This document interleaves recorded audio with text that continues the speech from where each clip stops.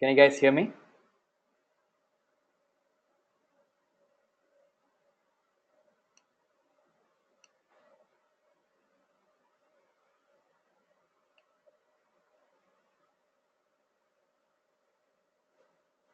Hi Shrutika, good evening, good morning. Hello Disha. Hi Kunva. Hi Prasad. Sorry, Prasang. Hello Rohit.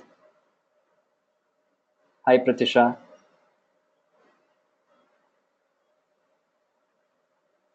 Hello Miheli, good morning. Hi Vanita. How are you guys doing? All good? We still have about 12 more students to log in. Hi Nikita, good morning.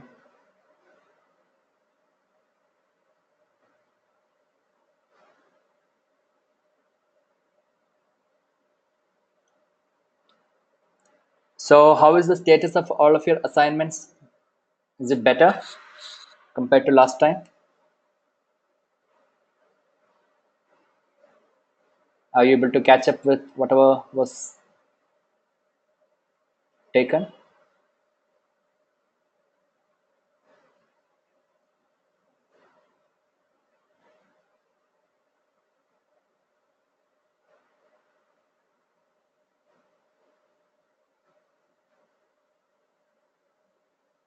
Done?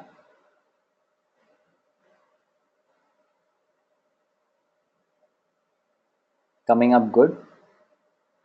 So how many of you have completed week 2 assignments? Week 3, sorry.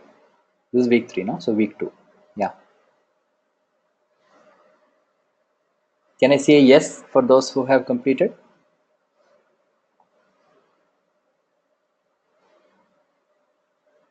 Okay. Prasang, because, okay. Still have some doubts. Good morning, Harpreet. Uh, doubt regarding what to do?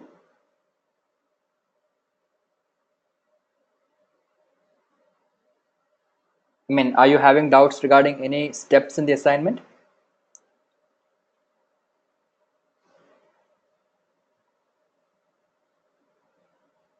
Step number 7. Okay, we'll look at that during the break time or at the end.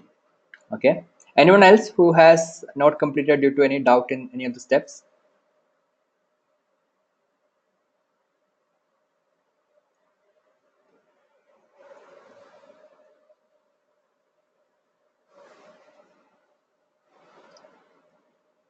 Done, but have doubts. Okay.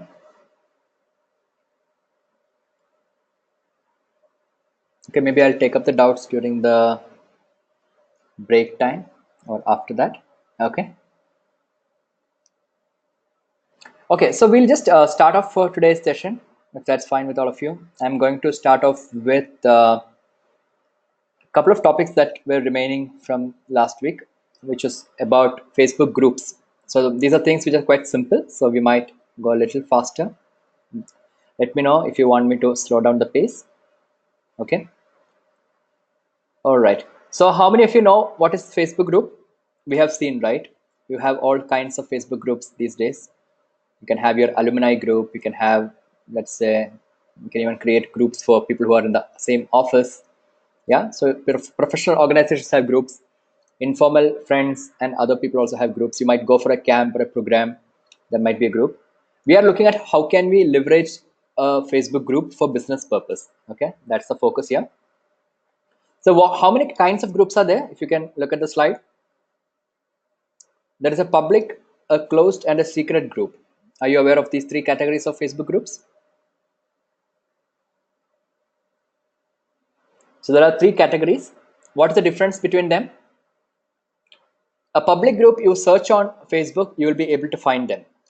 Many cities these days have a Facebook group for finding apartments for rent without brokers, right? Flats and flatmates and these kind of, like Hyderabad has one, I know. Hyderabad flat and flatmates or something like that. Or it could be a reading club or a book club. A lot of public groups. You search and you can find them. Closed group, they are also discoverable. If you search, you might find these groups. Secret groups are visible only to who are members of that group, not to anyone else. Who can join? Anyone can join. You see a public group, you click join, you are a member of the group. A closed group, you can see the group when you search, but somebody will have to approve your entry. Have you come across such groups? Very possibly yes, for most of you. It will say the admin has to approve. Secret group, again, the members have to add them. Only then we will be able to be part of a secret group. So if I have a secret group, it can neither be searched and found out by anybody else, nor can anyone send a request to join. I have to add a person. Yes, Rutika?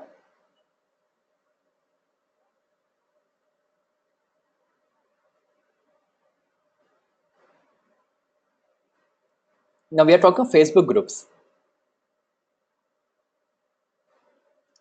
I'm not talking of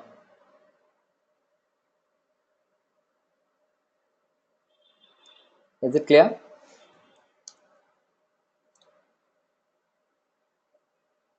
Okay. And what else? When you post something in a public group, it's visible to everyone. When you post something in a closed group, it can be read only by members of the group. And so you don't have to be a member of a public group to read the posts. Okay.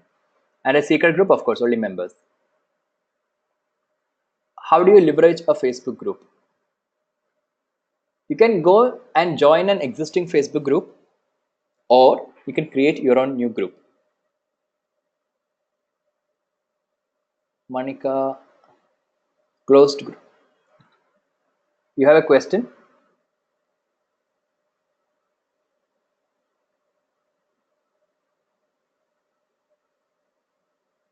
Yeah, what's the question?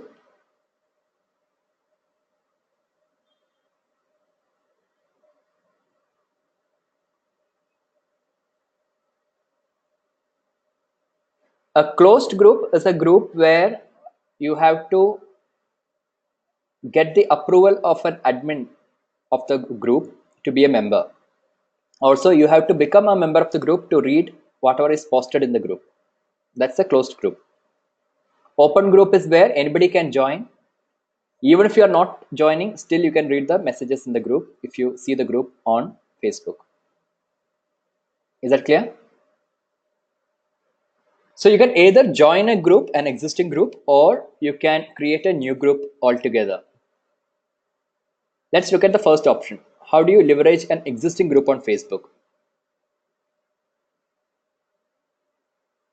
If you go to your Facebook profile, on the left hand side, the navigation panel, you will see something called groups. You click on it, you will be taken to this. On the right hand side, you will see this, where the groups tab will show you what are the groups that you're a member of. The discover tab will show you groups that you can search for and become members. Okay. And what is the advantage of joining an existing group?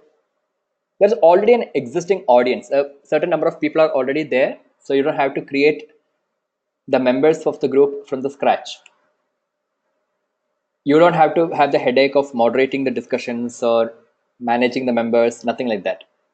Disadvantage, you cannot join a group, a Facebook group, as a organization, as a Facebook page. So if I have a Facebook page for Yogashala, the Yogashala cannot be a member of another Facebook group. I have to join as Hari, my personal profile. So that is one thing. Second, of course, you need a permission. Thirdly, since you don't own the group, since you are not admin of the group, you can be removed from the group by an admin at any point in time. That's also there. So the best practices in a group, you focus on adding value to the members first. How do you do that? By engaging in meaningful conversations, interactions. There may be certain ongoing discussions. See if you can contribute something to it. Sharing of relevant materials that are in sync with the theme of the group. That's very important. So that members can start understanding your thoughts and establish a certain degree of trust. But avoid outright self-promotion. That's also needed. When do you create a new group? There are two ways of doing this. One, if you have a Facebook page, I don't know if you've noticed this. If you go and click on the three dotted lines on your Facebook page, in the drop down, you will see an option called create a group. Have you noticed this any time before? Any of you?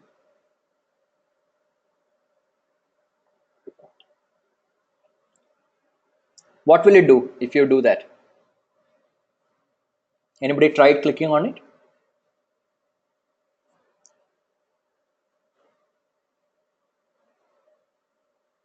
It will create a Facebook group for your Facebook page. Okay.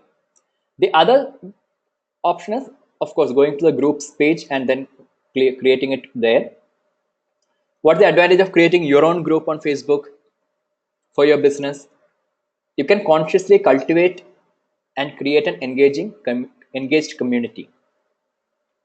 Just like a Facebook page has something called page insight, which we saw last week. A group which has over 250 members has something called group insight.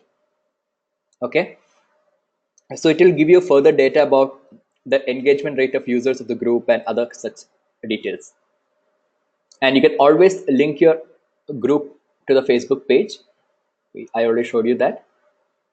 A disadvantage, you need a lot of time and resources to manage a Facebook group. Very often what happens is, once a group becomes big, inevitably there will be a certain degree of spam in the group. Have you noticed this? You might join very enthusiastically some Facebook group. Earlier and all, it used to be on these SMS packs and all sorts of spam messages or real estate ads. Somebody will start posting. So you need to consciously moderate such spam profiles and comments so that the things that are shared in the group is relevant for its members, so that people keep the group active. Of course, when you start your own, everything has to be built from the scratch, so you need to have that patience and time. So would you create a new group for your business on Facebook, or would you join a group? What would you do? Which is the option that you will go for? New, join?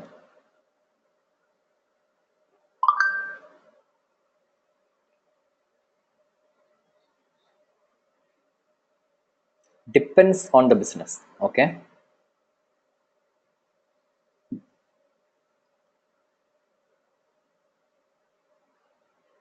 You can create a new group in case you are some kind of a support group where you are trying to bring together people. That's part of your core business objective. If you're a charity, so that you want to increase communication to boost up donations and stuff like that. You can create a group if you're an enthusiast of any subject. So I can create a Facebook group for all the yoga enthusiasts, or all people who are interested in tarot reading, for example, or trekking. Commonality is common interest. Or experts in any industry. You can create a group for, let's say, all the digital marketers. There's a very popular group on Facebook for social media marketing. I don't know if you guys are aware. Have you heard of this person called Sri Srinivasan?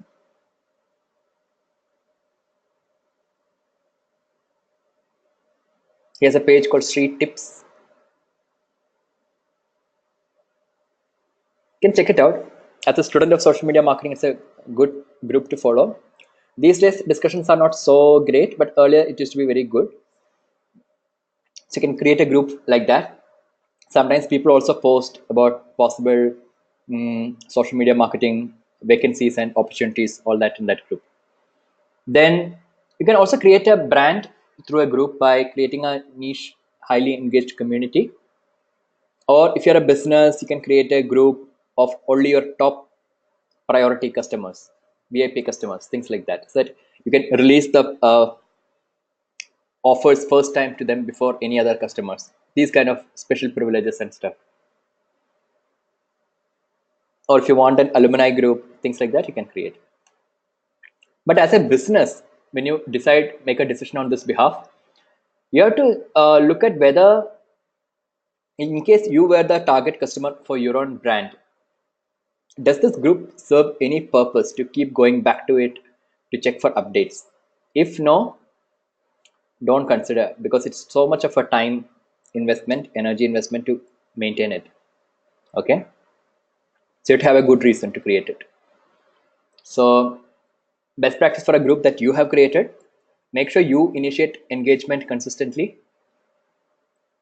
be a very, very effective moderation so that you don't allow people to spam your group, understand group insights and leverage it once your group crosses a membership of 250, and then promote and collect user generated content from people.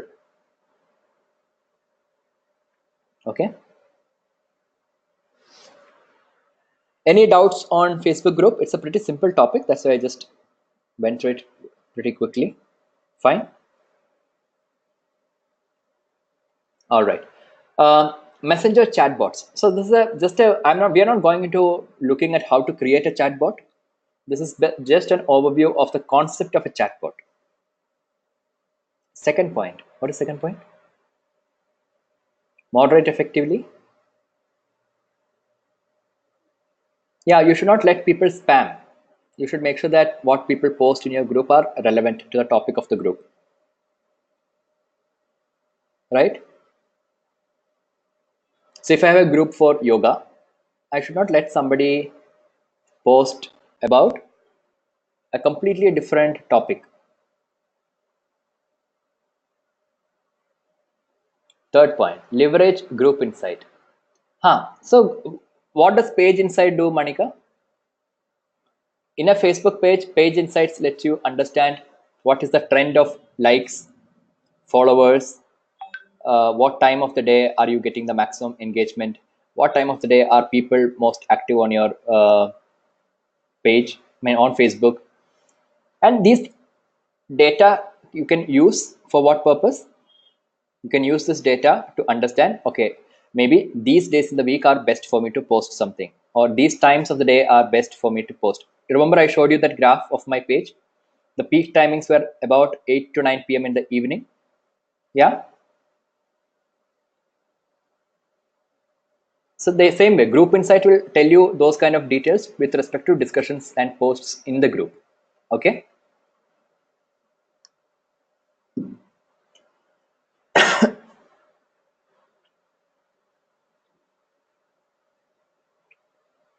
Now, messenger chatbots.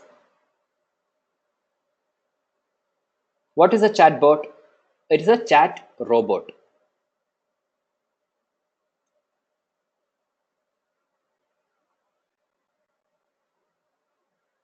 Fourth point is about using.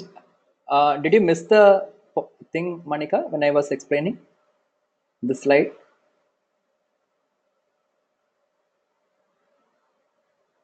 You want elaboration on what is user generated content? Okay.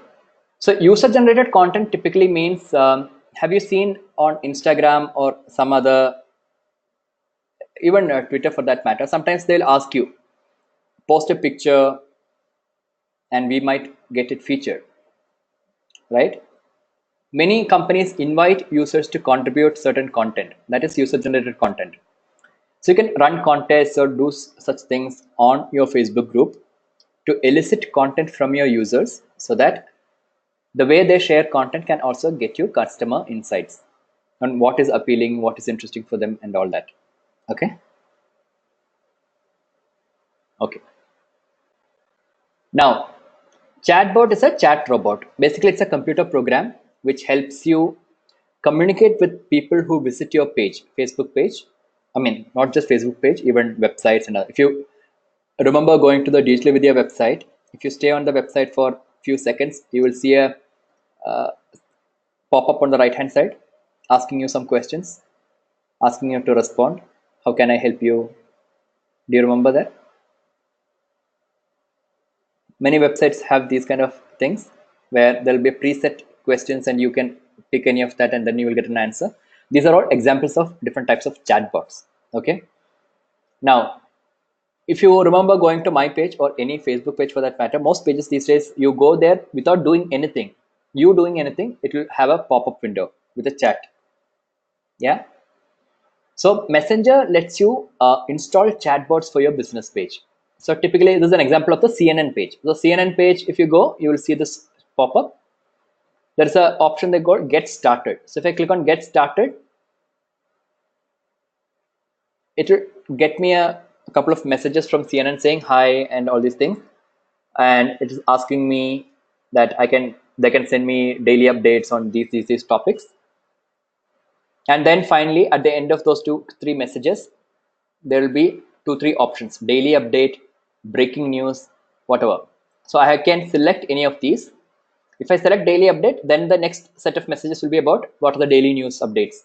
Or if I select breaking news, it will give me select breaking news stories. Yeah. So broadly, there are two types of chatbots that is possible. One is called rule-based chatbot. The other is called a AI-based or artificial intelligence-based chatbot. Let's see what is the difference. A rule-based chatbot follows something like a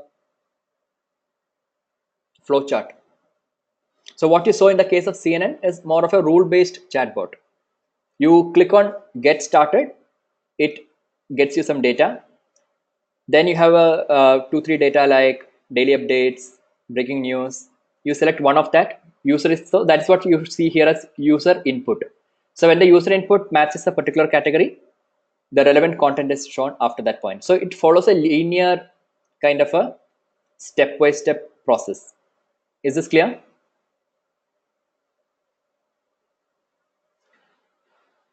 Now, AI-based chatbot is more powerful and more dynamic. So the major difference is rule-based chatbot, since it follows this kind of a pattern, it has a very limited functionality. Good thing is that it doesn't require any coding to set this up, and no knowledge of coding is required, and there is less room for any kind of erroneous or wrong responses or incorrect responses from the side of the page. Because only when I click on breaking news, I'm getting breaking news data. Yeah. So how much can it go wrong? Whereas in the case of AI based, what happens is the algorithm tries to learn from user behavior and then come up with responses. Okay, so it requires coding knowledge, it's more complex, but at the same time it is dynamic, and it doesn't require specific commands. That's the important thing. Here you need a specific command, like you have to select breaking news to see breaking news. There that's not required. So it could be some kind of a sound, it could be some like, I mean, have you guys tried Google's voice search?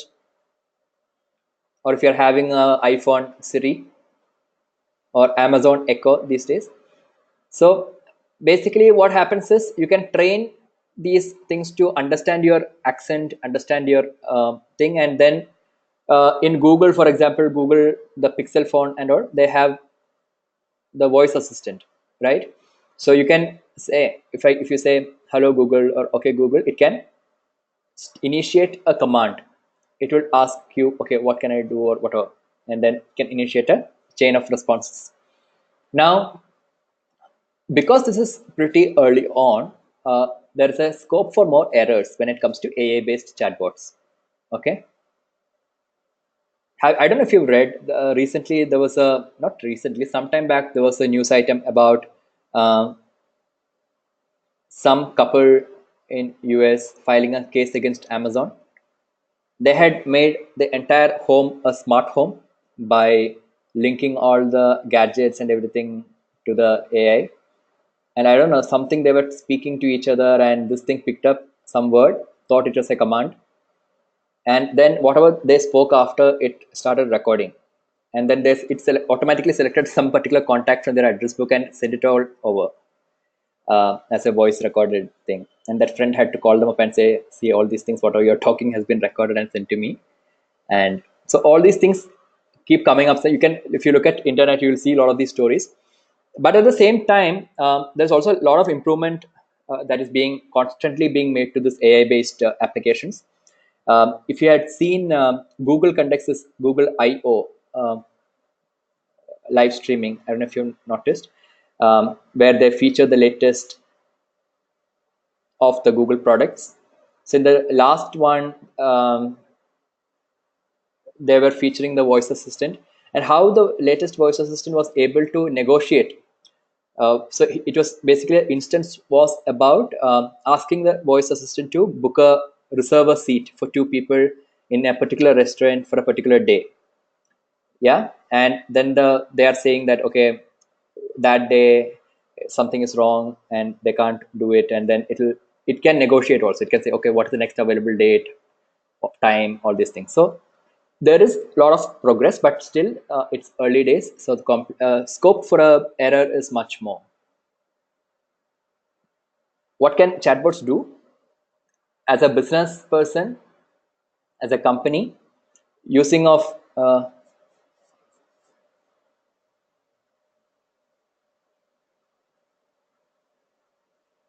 rule-based example? Rule-based example is what I showed you about the CNN, Manika. You go to a page like CNN, what I showed you the screenshot over here, this is a rule-based example. You have get started. When you click on that, you get a set of messages. At the end of that, you have certain other options. You click on that. So it follows a clear flow chart, right? The user has to select one, then the next one comes up. In AA, that's not the case. That's the difference. Okay. Shrutika, is it clear?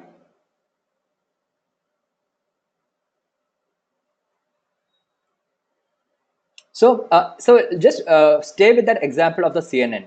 If that chatbot was not there, okay, do you think, and let's say I am somebody who is interested in knowing about news updates. I may still have gone ahead and read some articles on that page, but I may not have consciously selected a news update or a breaking news or sports news or something, right?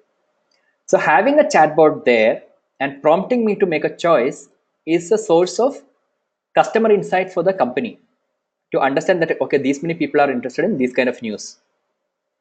And then they will have all other sorts of related data. Okay, these guys are from this area.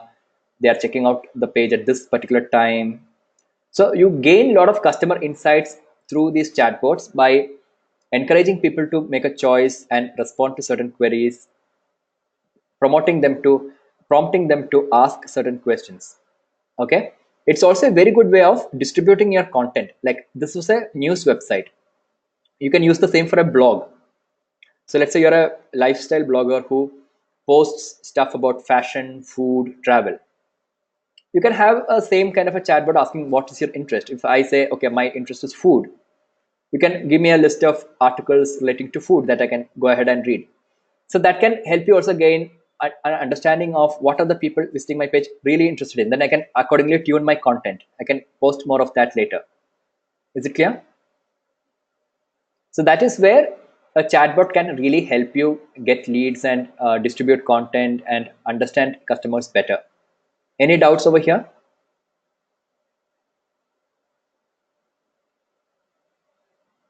If we activate chatbot on a page, will I be notified even when will I be notified even when I'm not online?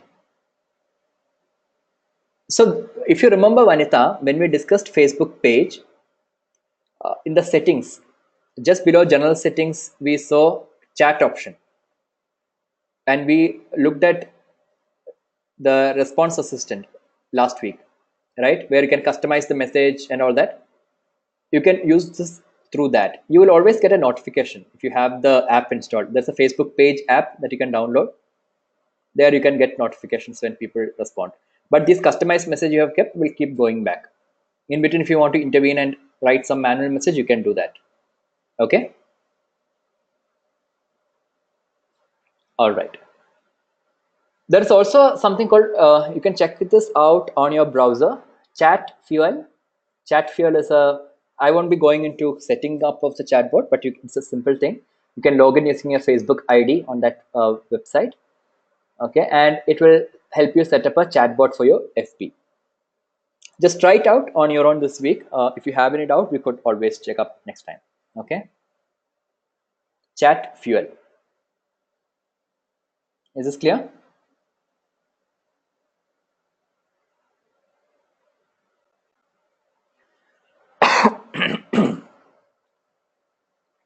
Did you guys get an email about when you are having the Facebook ad campaign creation module? It's a 2-day, 2-session program. Have you received it yet?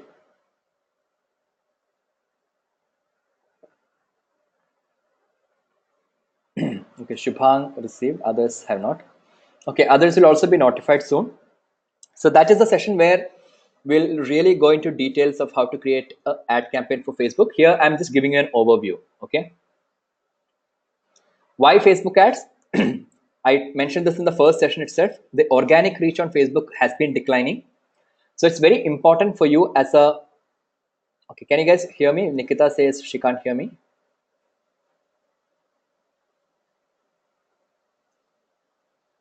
You can?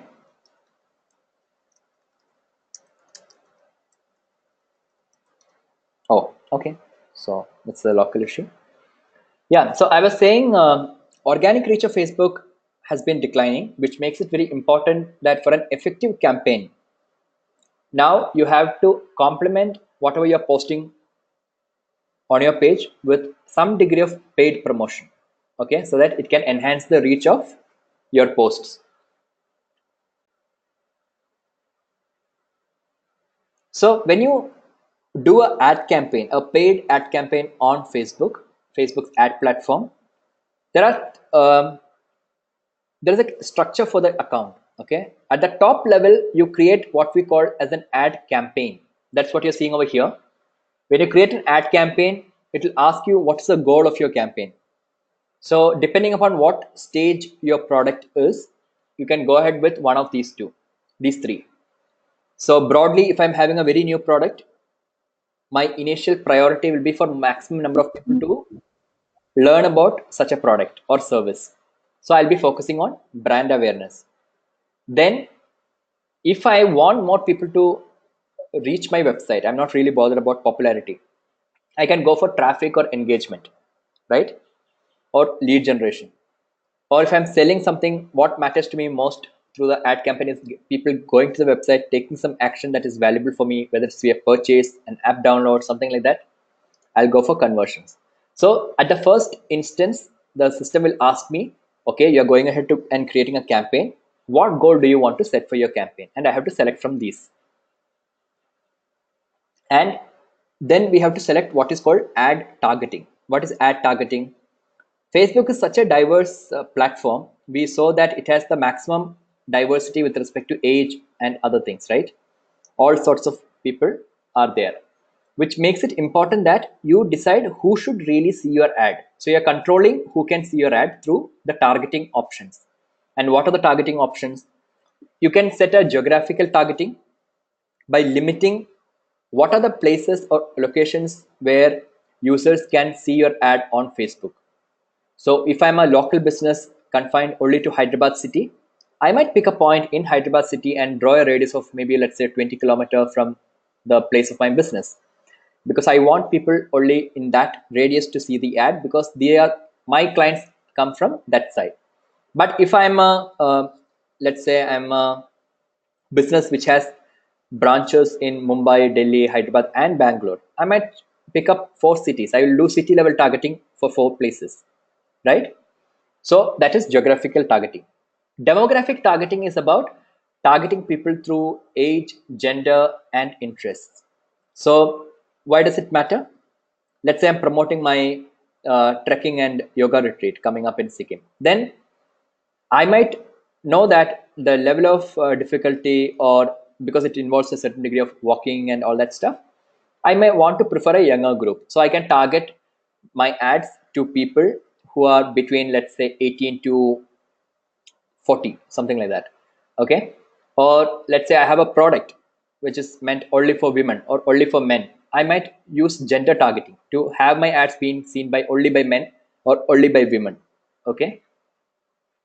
Interest targeting is about targeting people based on their interests. So all of us like pages, like products on Facebook, right? Sometimes these are data for the Facebook to understand what are your interest categories.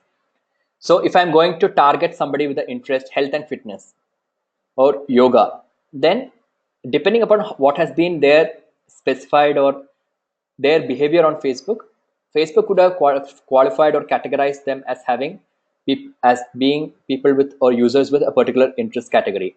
They will only see my ad. Behavioral targeting involves uh, getting insights from users' behavior outside of Facebook, like on your website, for example. So this is similar to the concept of remarketing or retargeting in Google AdWords. Those of you who may have completed the SEM course will know this, or others will learn it later. Fundamentally, what this means is, this is something I think all of you might be familiar with. You go to Make My Trip or even Amazon, you check out some products, or let's say you check out flight tickets between two places. You leave without booking or buying. The ad for that exact product or the exact flight that you are checking follows you onto other websites, right? That is, so that kind of targeting is based on your behavior, behavioral targeting, based on what you are checking out on the website. So they have created a remarketing list. You became part of that remarketing list, so you were targeted with those ads. Is this clear? Same can be done on Facebook also. Facebook page lets you create something called a Facebook pixel, pixel, pixel. This Facebook pixel can be added onto your website to track people who visit certain pages and then retarget them with specific customized ads. So you will learn this in much more detail when you are going through that 2-session module. But as a concept, is behavioral targeting clear to all of you? Can I say a yes if it is clear?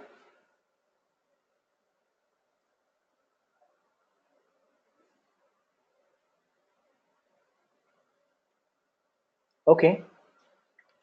Then you can also target people through connections. What is connection? Let's say Meheli has liked my page on Facebook. Okay. Now, when I create an ad campaign, I can target all the contacts of Meheli through this connection targeting. Okay. So this is basically to reach friends of your friends or friends of your followers, so to speak. Okay. So the assumption is that they might be interested in your business. If you don't want, you don't have to do that targeting. That's also there. So that's the high level overview of the Facebook ad campaign creation. Detailed one will follow when you are scheduled for that session. Here we were just looking at the overall structure as well as the targeting option. And when it comes to Facebook marketing, what is the best practice? It's more like a summary of whatever we have done so far. For the page, choose a very engaging cover photo. The Facebook page also allows you to create a cover video. I don't know if you've noticed that. You can also add a video there. Then you can add a call to action button on your page, like book now, call now, email, SMS. SMS, I don't know, but email. Yeah. Post valuable content consistently. So consistently posting is very important. And just because you don't have not posted something, don't keep posting. Make sure the quality is good so that there is engagement. People don't find it to be irrelevant or spammy. And then ensure that whatever content you create, they attract the right audience. Yeah. You can run contests. You can run contests on Facebook, Instagram, Twitter, but this is more to do with Facebook to engage your audience. Some of the case studies we saw are contests, right? Leverage videos. We saw why videos are important. They have the highest engagement rate among all the available content formats. Facebook page insight. Make use of it to understand the performance of your page and the postings and make accordingly make changes. Use paid marketing to promote the best performing content so that you can get a higher engagement. And then if you want, you can also leverage Facebook Messenger to engage in better one-to-one communication with your customers. Some things you should not do on Facebook. Do not automate everything. Is this a good advice? Second last point here, promote your best performing content to drive engagement at lower cost. Yeah, so when you already have a content which is doing well, which is being shared by many people, and which is being liked or commented upon by many people in a meaningful manner, when you're doing a paid marketing, the cost per engagement, meaning the cost for every click and other things, becomes reduced because it's already performing well. Okay, now why the cost reduces when it's a better performing content? It's the way the system has been designed. It's the same when it comes to AdWords also. When you have a keyword or an ad that is performing well, it requires lesser amount to promote it further in a paid manner. So here promote means paid promotion. Okay, Is that clear, Shrutika? Now the paid promotion dynamics and the details will be shared in that second class. So why should you not automate everything? In one of our previous slides, which is not there right now, earlier, we had a case study of one content by Domino's. So Domino's Facebook page, official page, somebody ordered a pan pizza from Domino's. Do you guys like pan pizza? Domino's?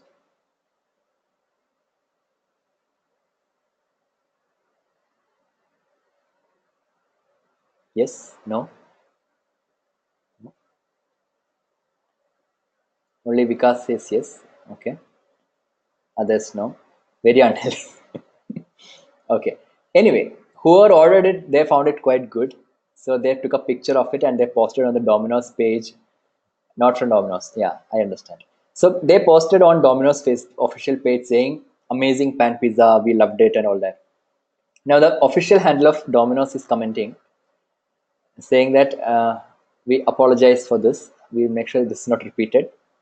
If you have further queries, please write to. So it's just basically an automated message. And I think whoever designed it may have thought people will post only if they hate or have a complaint. Okay. So don't automate everything, at least not yet, till we become more intelligent that way. And promote only your products and services. That's also something you need to be careful about. Of course, we are using it as a business page and everything, but don't be so self-obsessed with promoting only your product and service. At times also, you saw what that example of Zomato ad, right? The comments about being a vegetarian and all that. Also try to use something humorous, funny, witty, something that is emotionally connecting, which doesn't really is about your product or service, but something in the same domain. Okay. So I remember in Instagram for Christmas, I found this very cute picture online of Santa Claus doing a yoga pose. Okay, so I posted it. It got very good engagement. Okay, so that is a very nice thing. It has nothing to do. I mean, it's just a season's greeting of kind, but it's a little different thing, right? If I'm paying for something, then I will promote my product. Yeah, so it depends, Meheli. What I'm saying is, mm, see, Zomato may have paid to some graphic designer to create that thing, the one about vegetarian thing. Yeah. When somebody enjoys your content, nevertheless, your brand is getting recognized. It need not always be about your product. That's what I'm saying. One more thing, isn't it very time consuming to connect one to one through? So you don't connect one to one through Facebook Messenger all the time. But you can use it on a case to case basis. For example, I can use a FB page for one to many communication to promote my retreat or workshop. Now, when somebody messages or somebody marks the event as interested or going, with that specific person who is a lead for me, I can have a one to one communication, right? All right. Also, don't have too much of a long gap between different posts on Facebook. And do not buy page likes from spammy websites or companies for that matter. I remember last year we were trained by the Facebook Singapore team on Facebook marketing. Then, so they were saying they found it very cute, amusing that in India it's so popular. Most of us would have got at some point that SMS saying, "Pay 5,000, we'll get you 10,000 like" or something like that, right? So they said actually this page likes is not a very good indication of anything for that matter. What really matters for a business is engagement. Now, if I pay to a company to get me 50,000 likes for my page, do you think those 50,000 people who may have liked my page are really interested in my page? They might be getting paid to do the liking, right?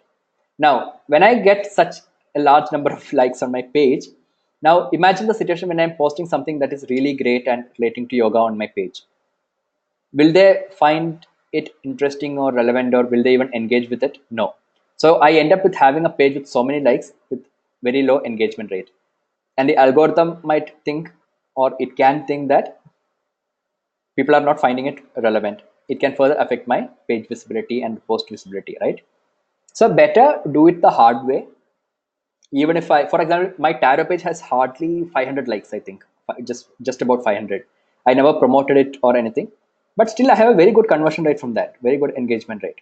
So that's what matters really. Okay, overpost and spam your audience. That also the other end of not posting at regular interval. Don't overpost. Sometimes this happens, right? There might be at least somebody in our friend list who don't use Facebook very consistently. Now maybe they went on a trip or something. So the next 1 week you will be seeing back-to-back stories and postings, and then they'll go out of radar for about few months. So as a individual level, it is fine, still okay. But as a brand, as a business, it's a very bad thing to follow. So have a regular schedule, post consistently, not too much, not too less. And if you have the option turned on to for people to message you, make sure that you don't um, respond too slow or fast. Sorry, fast is always good. Don't respond too slow. Okay, so that's the do's and don'ts. The last topic is the business manager. So this is something I mentioned, that when you have multiple pages to manage on Facebook, this is a very useful tool to have, so that you can separate your personal things from your business aspect of Facebook. So business manager is a tool to help businesses and digital marketing agencies also to manage different Facebook pages and the ad accounts. So when you have a first personal Facebook profile, you also have an ad account created with that profile. You may not want to use your ad account to pay for, let's say you're a consultant. You may have 10 clients. Now you don't want your credit card to get charged for promoting their content, right? So you may want a different ad account for different clients. So for all these purposes, a business manager is very useful. So business manager will help your company's presence on Facebook. If you have multiple ad accounts and you manage more than 3 pages, then it becomes very, very useful. Okay. So this is the overall structure of a business manager, how it works. You have a set of administrators, business admins for the business manager account, and you can add different pages that you're managing under the business manager tool. You can give different access to different employees in your team. So assume that you run a digital marketing agency and you have a team which engages with and manages the social media promotions of different clients. Now let's say I have in my team Vanita, Shubhang, Shrutika and Meheli. Okay, and I have 10 clients. So if Shrutika and Meheli is managing content relating to a particular client, I can give differential only access for Shrutika and Meheli only to those 2 clients. I can give access for Shubhang and Vanita to some other client who they are managing. So I have everything in one place, and whoever is managing the different accounts or pages, I am giving access for them only to those pages. Are you able to understand? Also, there are different levels of access, so that only as an admin, only I will be able to delete a page or things like that. Others can be given an access to only run a report, only edit something, post something. So there are 2-3 levels of access. And for each client, I can create a separate ad account with their business card details, so that the client themselves can see the cost and other things. If I use my card for charging for every client, it will be such a mess, right? Finally, to understand, okay, what amount went to whom, all that. So you can create different accounts for different people. So this helps to keep every data relating to your ad campaigns in one place, all Facebook pages, ad accounts in one place. It helps improve efficiency of your work because it's easier to manage the pages, and more control because you can see who has access to different pages or accounts, and you can change the permissions as and when required. It helps you keep your work separate from your Facebook friends. So basically, if I'm having a page linked to my Facebook personal profile, if you go to your settings page and you want to give access to somebody, user access to your page, you can select only from your Facebook friend list. I don't know if you have noticed that. Let's say you want to add an editor or a admin to your Facebook page. If your Facebook page at this moment is linked to your personal profile, you can select a person only from your Facebook friend list, which means if I am having to add somebody as an editor to my page, first I have to add them as a friend on Facebook. That is no longer required if I'm having a business manager account. They just have to be a Facebook user. I can add them. Okay. So if you go to business.facebook.com, you'll be able to see the business. I'll just show you that one time. Just give me a second.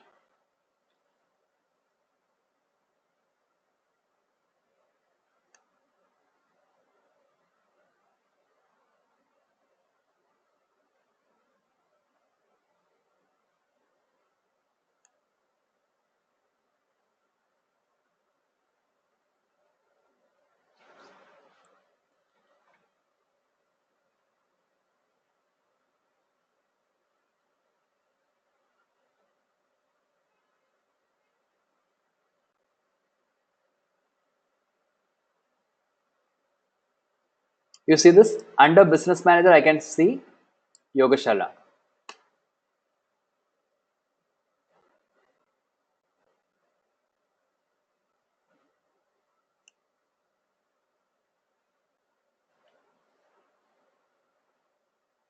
So this is my business manager account, what you're seeing over here, which I created under the name Yogashala. Now I can add different pages like this. I have added the tarot page and the Yogashala page. I can see an overall summary of how the page has been performing. There is one ad account which is currently active. If I want to change the data to last 30 days, I can do that. Okay.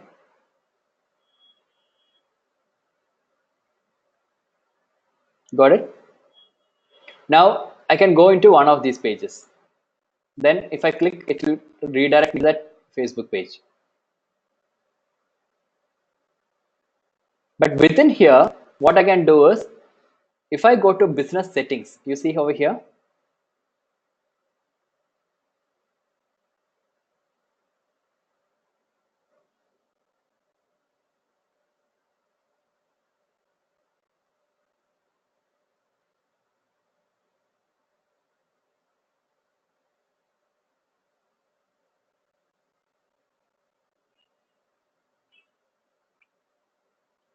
you see for users, right now only I am the only user over here. I can see the ad accounts. If I have apps, I can assign the apps. I have only pages linked to this user ID. So this user ID is a page admin for both of these pages. Okay. Now, if I want to add a new person, I can say add and just enter their email address and click next. Okay. Same way, if I have a business partner, what is a business partner? For example, for some time the page was managed by a third-party application called Vino. So it was an agency, an app. They were creating content for my page. So I give access to them to my page so that they can post onto this. So this user is a page editor, not an admin, because I have given editor access. If I want to add more people, I can set up a new partner, enter the business ID, and it will be added. Clear? Any doubt? Same with pages. These are two pages currently under this business manager tool. If I want to add more pages, I can click on add. I can add a already owned page, a page that I own. Or if this is a page of my client, I can request access to the page. So if I say this, it will ask me to choose a page. So I can enter the page name or the ID. So one of you, can you tell your page name just like that? I'll show you. Anyone? Your FP page name?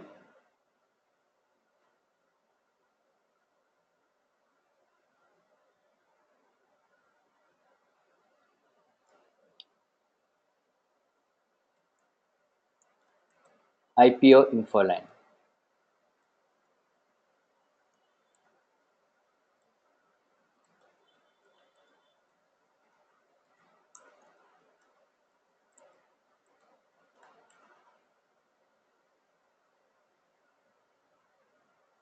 Is that the name? Does it have a, let me try Spazium.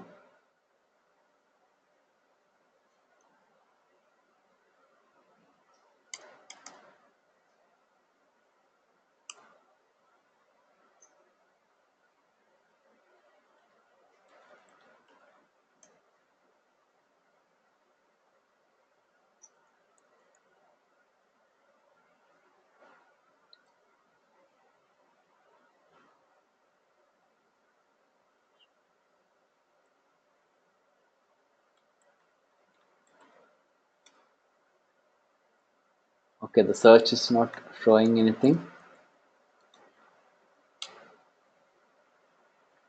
I don't know, maybe you guys can try if you're able to get it. Typically here, if I enter the page name or the ID of the page, it should show that in the drop down like how it's showing my other two pages. And then I click next, it will send a request to the page admin of that page to approve, so that after they approve, it will show up under this pages settings over here. Queen Chef Mini. Let's see.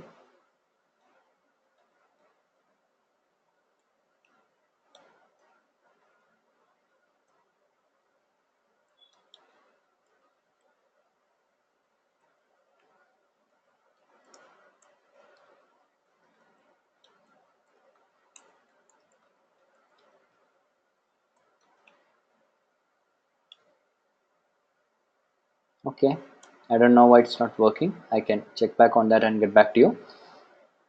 But this is where you can send access technically. Okay, so you can also check it out on your own, see if it's working. And you can create ad accounts, like how you add pages. If you want a new ad account to be created for a new client, you can say add, create one, or request access to the ad account of that client if they already have one. Okay, is this clear?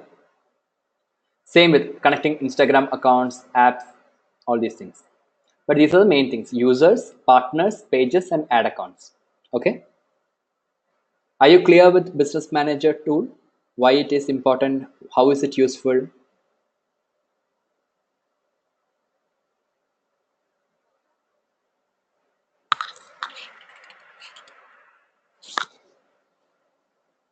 Yes, no?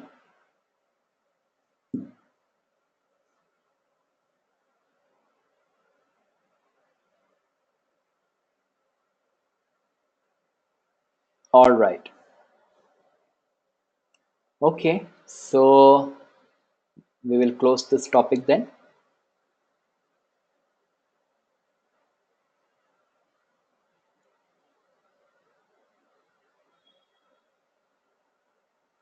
Yeah, so what did we finally cover in this topic section? We looked at how Facebook pages work, its features for marketers. We looked at Facebook Insights, why the importance of video, best practices for video, and some tools for creating videos for your social media, how to use FB Live, how to leverage 360-degree pictures and videos. Then we looked at chatbots, FB ads overview, and do's and don'ts, along with Business Manager. Can we link a Facebook page with analytics? No, you cannot, because it's not part of the Google ecosystem. No. All right. Okay. So on that note, let's take a break. 15 minutes. Is that fine? After which we will start with a new platform. So now it is 11:30 IST. 15 minutes break. Okay. We'll be back by 11:47. All right.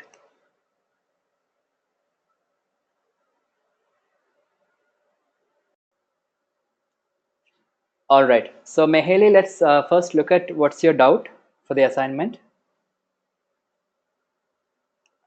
We'll clarify that and then start.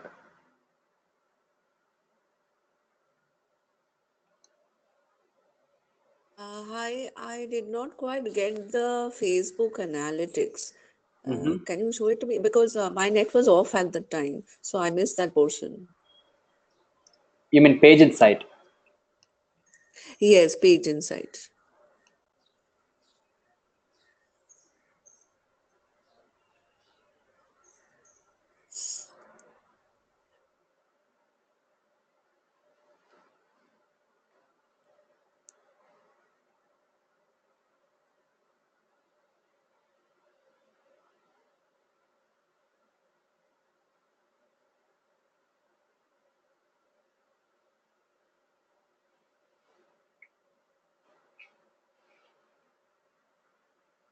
Okay. So what's the doubt here?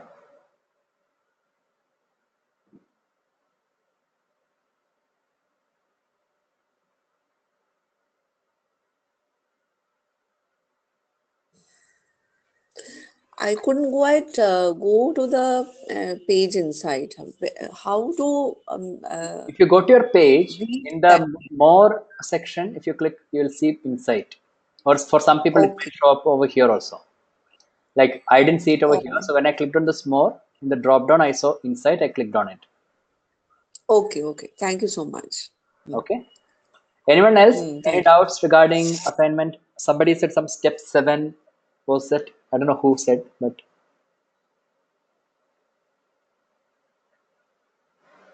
any other doubt? Yes, Vanita, what is the doubt for assignment?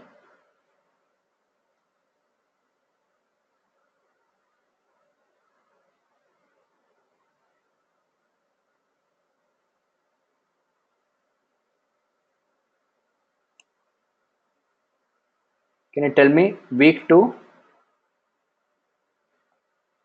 deciding content frequency and timing? Is that the one?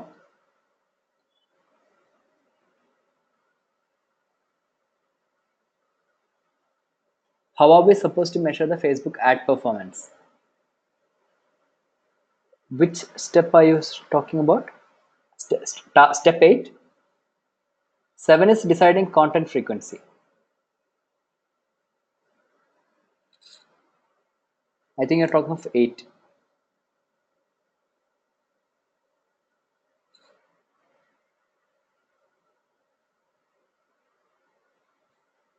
This one. So what is the goal of your campaign? I mean the marketing, whatever you created. Was it to brand awareness? Was it engagement? What was the goal? Objective? So yeah, you look at after you started posting from the time of creation of content on a weekly basis or a daily basis, what has been the increase in the number of likes, number of followers on the page? How has the reach been for your posts? These are metrics that will help you understand how much of your brand awareness goal is being achieved. If it is lead generation, if you have a form or if you have some kind of a let's say event you created where people are saying interested, or you have people commenting on the post about uh, so what's your product? I didn't understand what's the product that you are having on your page. Only then I can understand this better. So lead generation would typically involve you having a form on the page, or so how many people have been filling up, that will be a lead generation performance metric. For brand awareness, what you have to look at is what has been the change in the number of followers or likes, the pattern of reach for your posts, and the impressions. That's what's given here. Metrics you will measure. Is it clear?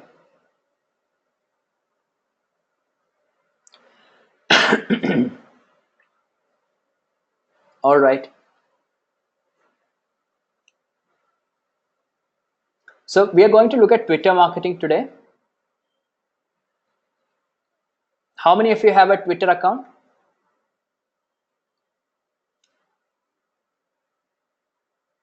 Is there anyone in this group who has never seen a Twitter account or interface?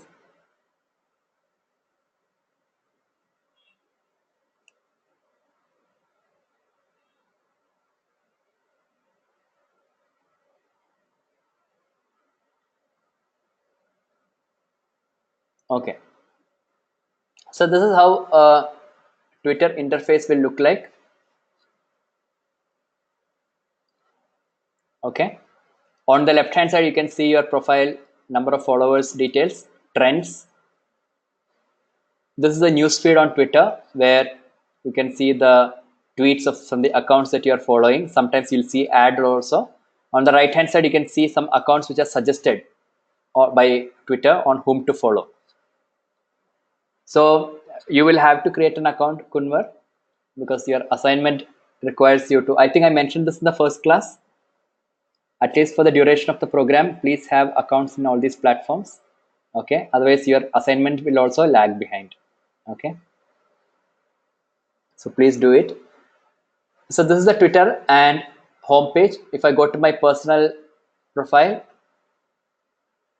it will show me the.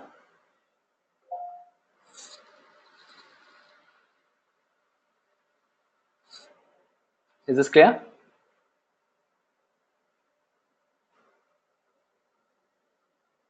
All right. Now let's look at Twitter marketing.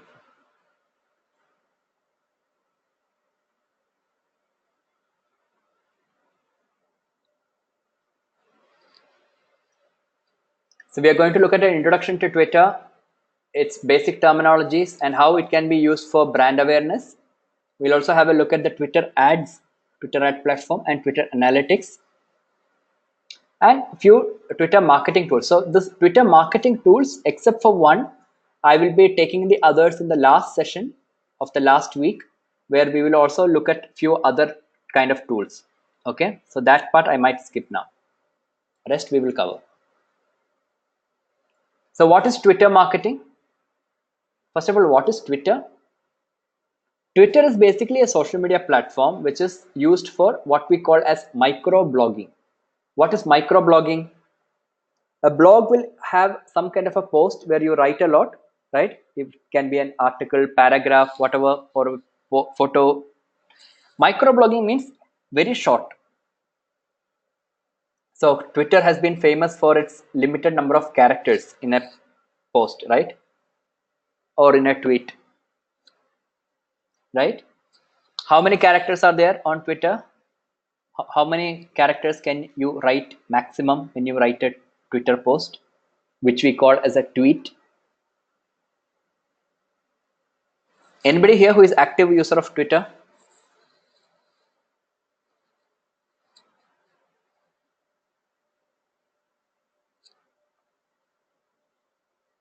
Okay, Nikita. Who else? Okay. So Twitter is also a platform for real-time news and updates. You see a lot of current data. Okay, more news items, things which are maybe sports, politics, whichever is current. Mostly you see that, and you see a lot of people with a lot of opinions. So in general, people who tweet a lot tend to have a lot of good, I wouldn't say good, but anyway, they will have opinion about things, and they are comfortable sharing it with people in a public domain. So here, public person does not mean a celebrity or anything. It just means somebody who is okay and comfortable sharing their thoughts on a public domain. Earlier, Twitter used to be have a character limit of 140. Last year, it doubled to 280. It is a public platform, and the feed that you see, I showed you the posts that are shared by accounts which I follow, right? They are only partly algorithmic. Now, that's a very important distinction between a Twitter feed and a Facebook feed. In the Facebook news feed that you saw, we saw how over 1 lakh parameters of the algorithm, Facebook algorithm, determine what you see. Twitter doesn't do that much. They do, but it's only partly algorithmic. So more or less what you see on Twitter when you log in, these are posts which are being tweeted in real time. So you see the latest ones first. Okay. You also have an option to altogether opt out of the algorithmic feed so that you only see posts which are most recent. Okay. Now that means if I don't log into Twitter for a couple of days, there could be a lot of posts which I may never see again, which is not the case in Facebook, right? Sometimes you might log in today, after a couple of days, still you might see some posts somebody posted 3 days back which are having a lot of comments. That is because it's algorithmic. It takes into account your relationship with that person, account history, all that stuff. Is this clear? What it means, partly algorithmic?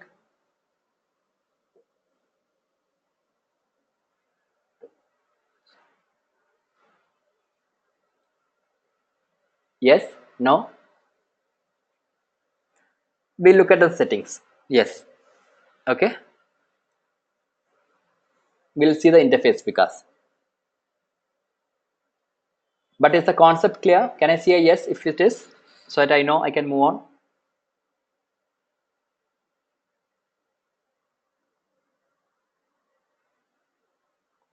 All right. Basic terminologies of Twitter. A profile is your Twitter profile, which I showed you right now. So this is a Twitter profile. And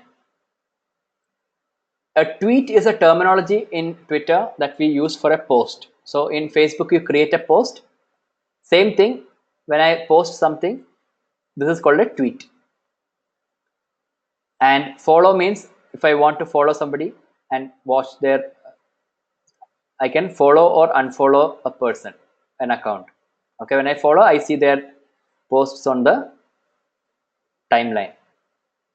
@handle. @handle is a Twitter handle which is very popular, right? So every account will have a @Twitter handle for themselves. So I can write what is the, so for Yogashala has a @handle called @Yogashala. Digital Vidya's official handle is @my Digital Vidya. So it need not always be your actual name. It could be something different also. That's fine. Okay, so a Twitter handle, it starts with symbol, is very unique, not unique, it is there for every account. Hashtag, sorry, mention is the Twitter equivalent of a Facebook tag. So if I want to mention, so here look at this tweet by Shiv Arur. Okay, he is writing something about China blocking India's efforts to name somebody as a terrorist. He wanted to tag UN, so he meant he said but by @UN. So this is the UN's official handle. So when he does this on a tweet, this is called a mention. It's like tagging on Facebook. Clear?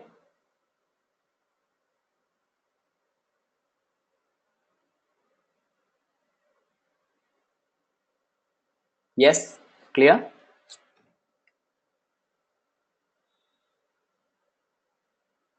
All right. And then you have something called hashtag, which is something that Twitter popularized a lot. You see here, hashtag know your enemy or hashtag Twitter. Okay. Now, a hashtag is a very important thing for a marketer because it helps you reach your content beyond your followers. Okay. Now, let's say I am somebody who is interested in updates about Twitter. I can follow the Twitter account, but following Twitter account does not mean I get to see all the posts relating to Twitter, right? But if I look out for, or if I make a search, you see the search bar. If I make a search for Twitter, so here I'm searching for hashtag Twitter. What am I seeing? I'm seeing all the people who are writing tweets who I may not be following, but with hashtag Twitter.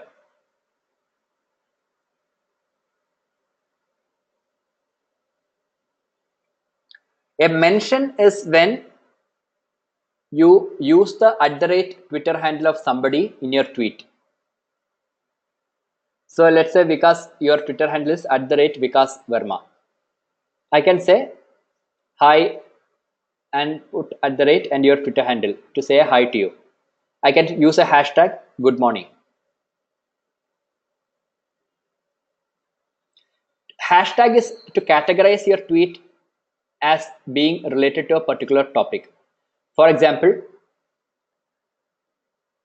if you enjoy studying on a Saturday, you can write enjoying a class on a Saturday afternoon. Hashtag Saturday thoughts. So you can put at the rate Digital Vidya. So you're mentioning Digital Vidya, you're categorizing that under this theme. Okay. Why we use hashtag? We use hashtag one, so people can come up with very unique hashtags for certain things, right? I can create a unique hashtag. These days, you see a lot of hashtags people come up with during wedding time. Have you noticed? If you're on Instagram active and all, or even Facebook for that matter, if two people are getting married, very often they come up with a combined hashtag. All the photos will have that hashtag also alongside. So you make a search for that hashtag, you will see only content which have been created by people who have been posting about that wedding. Same with, let's say, sometime back, the floods that were happening in Kerala. A lot of hashtags gets created during the such time. Maybe one hashtag for people who are donating, so that you can keep a track of new things. There will be another hashtag that gets created for people who are requesting for help. So if you want to look out for or keep a track of the help requests, you can follow one hashtag. For others, you can follow the other hashtag. Yeah. Is this clear to everyone? Difference between mention and a hashtag?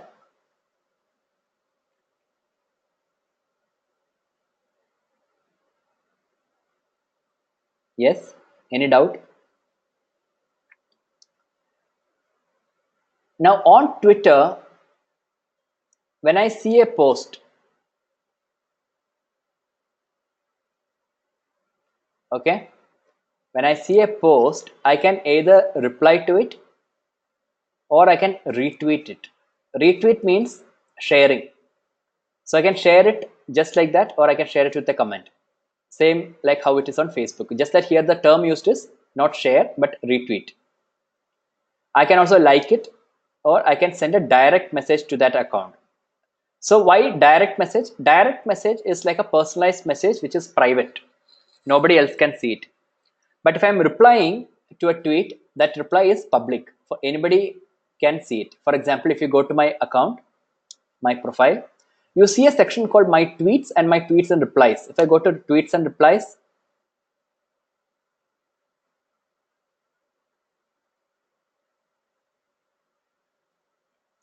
if I look at any of the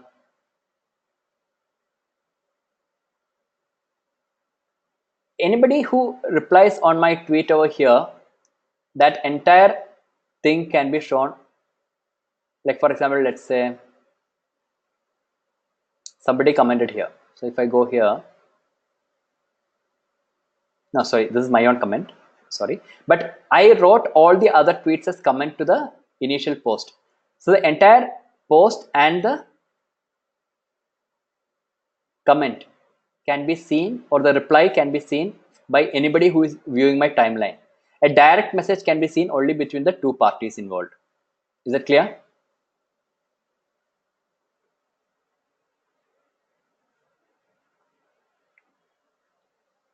How many of you have seen that movie Chef? There was a Bollywood movie. Before that, there was a Hollywood movie.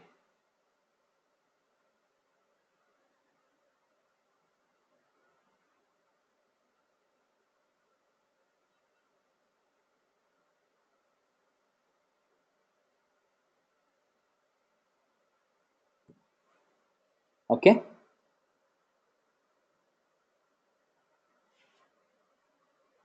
just give me a minute, guys. Just hold on 1 second.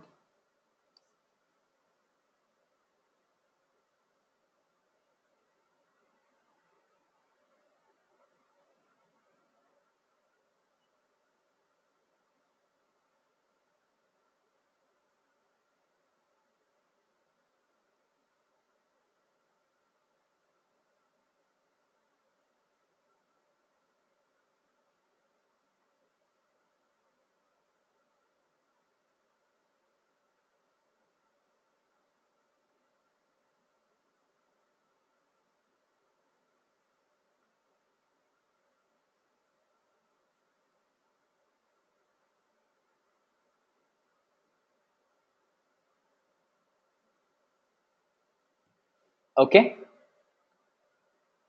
So like, retweet and reply, I already mentioned. What is it?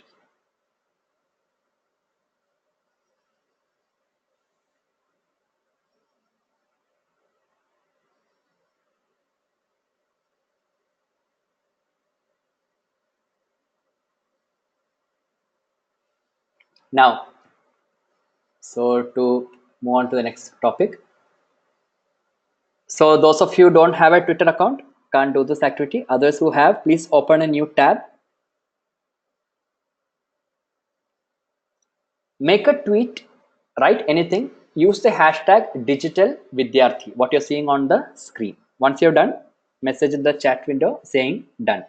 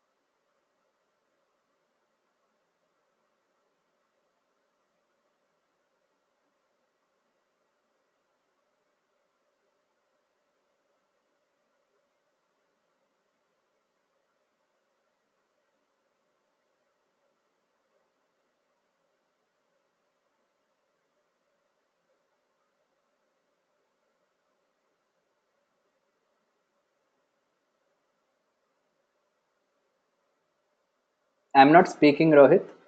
I'm just waiting for everyone to say done.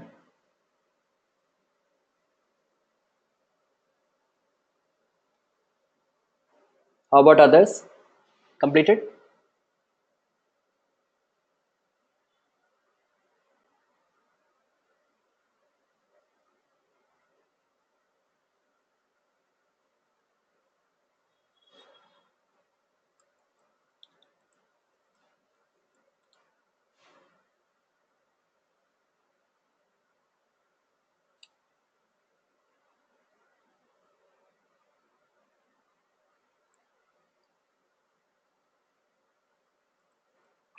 So you see this? I made a search for the hashtag digital vidyarthi, and I'm seeing Vikas, Ruhi. This is one of our trainers. Okay. But I don't see others. So I see only two tweets over here, Vikas and Ruhi's. So I can fine tune the search results by either top content, in which case a mix of chronologically relevant tweets plus ones which have more reach will show. Latest means it will show which is the latest tweet first.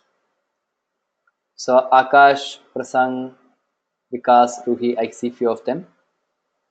Others are not having an account, or is there some challenge? I just want to know.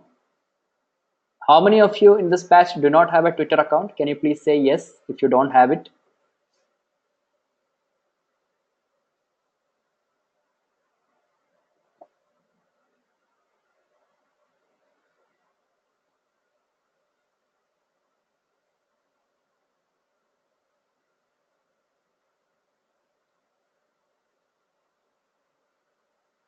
Okay.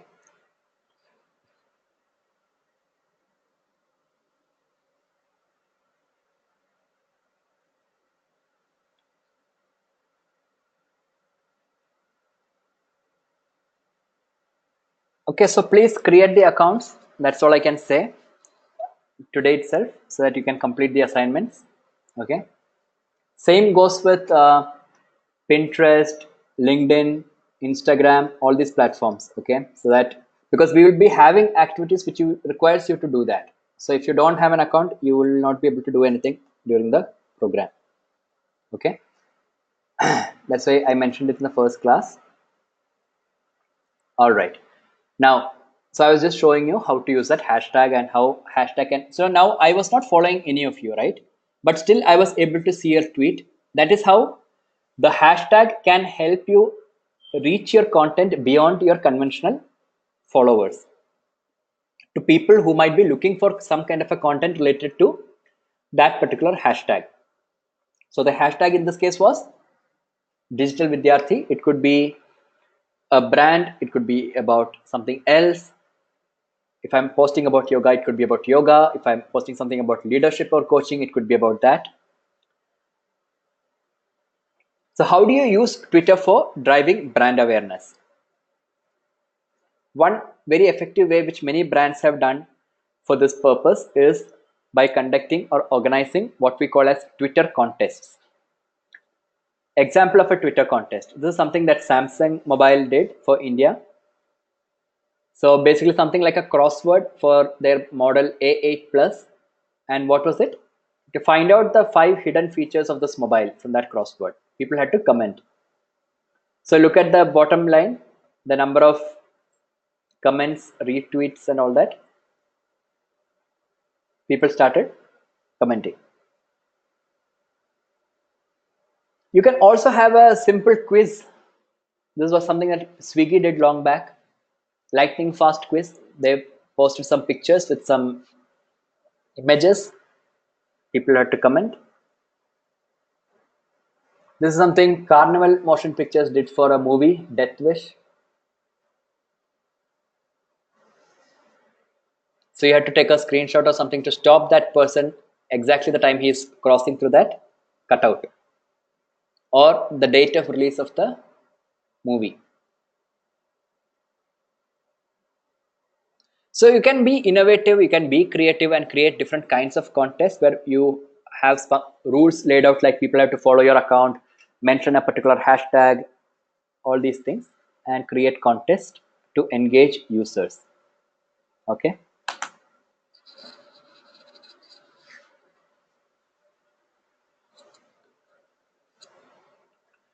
Driving brand awareness and building a following. How do you do that? There are many ways in which you can drive brand awareness when it comes to Twitter marketing. Ground rule remains the same across all platforms, which is about creating great content. If you remember that tree diagram that we saw in the first class, any good social media strategy, the basic root is great content. So you have to adhere to that first of all. Tweet consistently. This is especially more important when it comes to a platform like Twitter because as I mentioned, the Twitter feed is very chronological. It's not algorithmic. So there's every likelihood that unless you post very frequently and consistently, even if what you posted is very relevant for your followers, they might miss it because they may not be online at that time. Then run contests and giveaways, leverage on trending topics. Twitter is a platform with a lot of current content, right? So leverage on a topic that is trending among people right now, users right now. Use a relevant hashtag to enhance the reach of your content to the people who might be searching for it but who may not be following you. Follow relevant users. So many people engage in follow back. Follow back means, let's say I am a yoga trainer, I post about yoga, I find some other yoga trainer who is also posting about some great content. I can follow him or her, and when they find that okay, I am also somebody who is engaged in the same field, they may follow me back. So following relevant users in your industry or domain can also earn you followers back, provided you are also posting good content. Then there is also the option of the Twitter ad platform, which can be used to increase the followers. We will see that later. Okay. Any doubt over here? Because this is a very common question.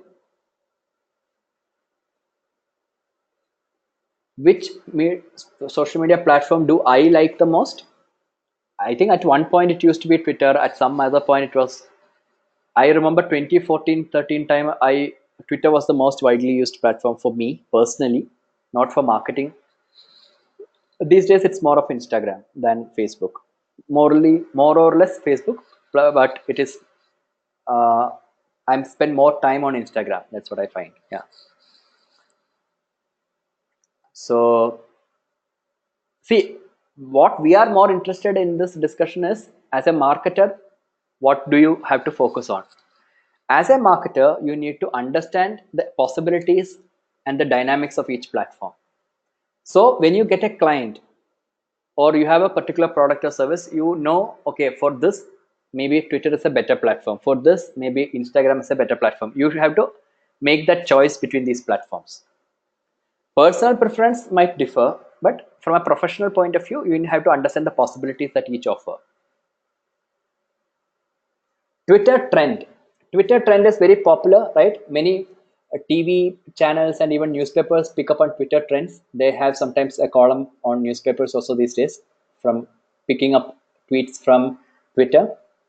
So this is something that Twitter popularized. Now it is there on Facebook, Instagram, and all trends. So there's something called Twitter trend. This is India-wide trend. That's why it says India trends. I can change it to city level, to any other city or country. So the trend can change depending upon what people are tweeting most about. So if I go now to Twitter platform, what people are tweeting today mostly, if I go to the homepage, I can see what is the most trending topic. One is of course India versus Pakistan, something about young India rising, then Saturday motivation, something about Sanjay Leela Bhansali, Karachi bakery, some incident happened in Bangalore about that, all that. Okay. Now, if I change this to, let's say, Hyderabad, only Hyderabad, not India, some of it changed.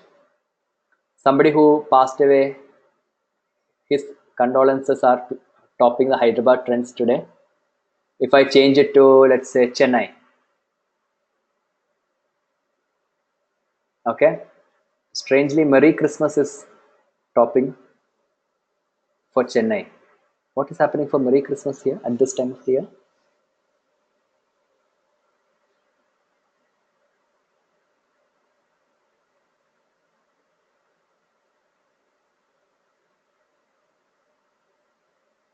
Okay, no idea. But anyway, when I put Chennai trends, Merry Christmas is the second. Then some movie that is trending. Yeah. So you can keep changing it to understand what is the trend at different places. Then there is an option called get tailored trends. What is tailored trends? Tailored trends would mean depending upon what kind of posts and things I was interested in or I've been posting about, it can change. So maybe I was reading more about the attack in Kashmir, I was posting more about that, all these things.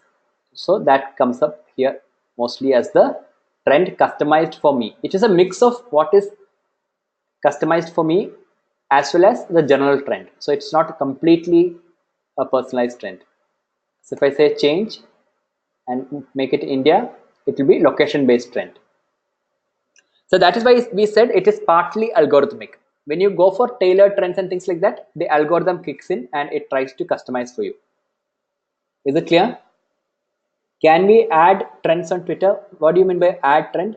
That if I want to add something like I'm doing a program in Goa, so Yogashala in Goa hashtag, can I add it as a trend? Is that what you're asking?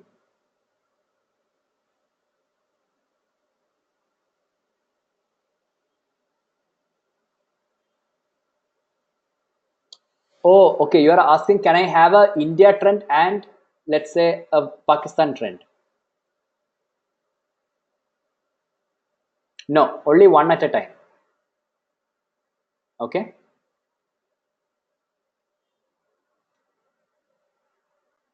So that is about Twitter trend. Now, what influences something from trending? Because this is also something many agencies promote. They will tell you, we can pay you, you pay us this much, we'll make it viral, we'll make it trend on Twitter. Have you heard such claims? So what are the factors that will influence something to trend? One is the volume of tweets. There should be a large number of tweets tweeted with that particular hashtag or term for it to start trending. Not just that, it has to be tweeted at a very short frequency, very soon, one after the other. Okay, not uh, what to say, it should not be too far and wide. Okay, then number of unique users tweeting, so that is also important. So otherwise I can hire 10 people, they can have a high volume of tweets being tweeted at a very short frequency of time, right? So number of unique users tweeting will also contribute. And the fourth factor is when if a Twitter influencer tweets it. What does that mean? All of you remember the Me Too hashtag which happened, which was trending all over the globe. So apparently some activist, she used to tweet with that, and somebody picked it up and retweeted, some celebrity, and then apparently it became a viral trend. So when a Twitter influencer, here a Twitter influencer means a person who has a very large number of following, like a, let's say somebody is like Sachin Tendulkar or Modi or Amitabh Bachchan, somebody who has millions of followers. So if such a person retweets something, what happens? Typically with such influencers, the followers engage and retweet a lot of what they tweet. Yeah. So all the first three conditions are met: volume of tweet, frequency of tweet, and the number of unique users tweeting. So what happens is most of these agencies, they also have some kind of tie-ups with some Twitter influencers. They get paid to promote certain kind of tweets, all that. Is this clear?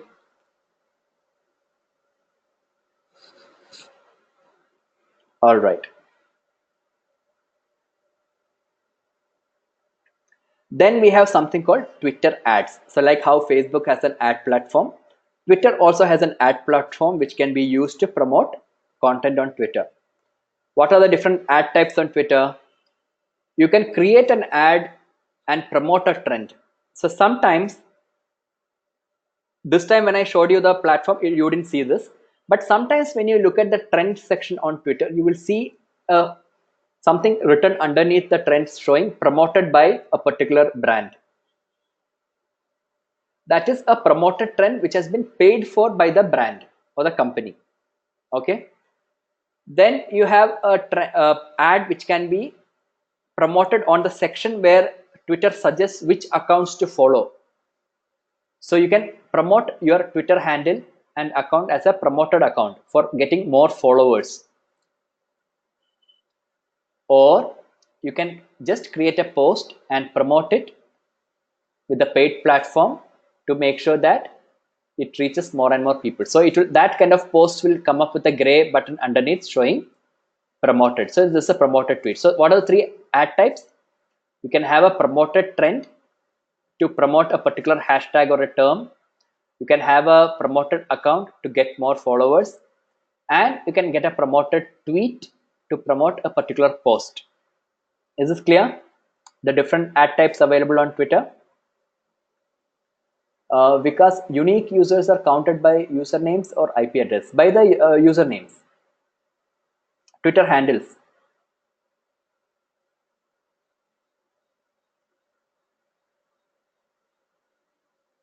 Okay, so let's have a look at how to create a Twitter ad campaign very quickly. So before that, I'll just show you the, somebody wanted to know the settings, no? So this is the home page of Twitter, and profile I already showed you. I can also create something called moments. Moments is basically like highlights. Okay, so if I go to moments, these are different moments created by other people, but if I want to create something for myself, I can say create a new moment.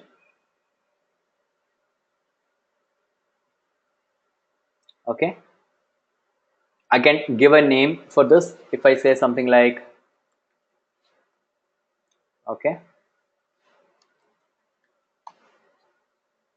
give a picture and everything, and I can add tweets which I have liked or something I have tweeted earlier and put them into this particular moment. So basically it will be a curated list of tweets. If I say finish later, I can finish later, or if I publish, or whatever I have added to this, it will get added. Is this clear? So it's more like if you're familiar with Instagram highlights, that kind of a thing. You are picking and choosing certain uh, tweets which you have tweeted or others have tweeted into certain categories. Okay. Notifications will show you all your notifications, like people liking, following. Messages is a private message. And if I click here, I can see Twitter ads, Twitter analytics. We'll see this now.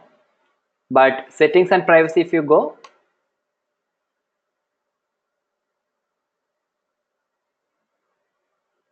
this general settings about your time zone and other things. Okay.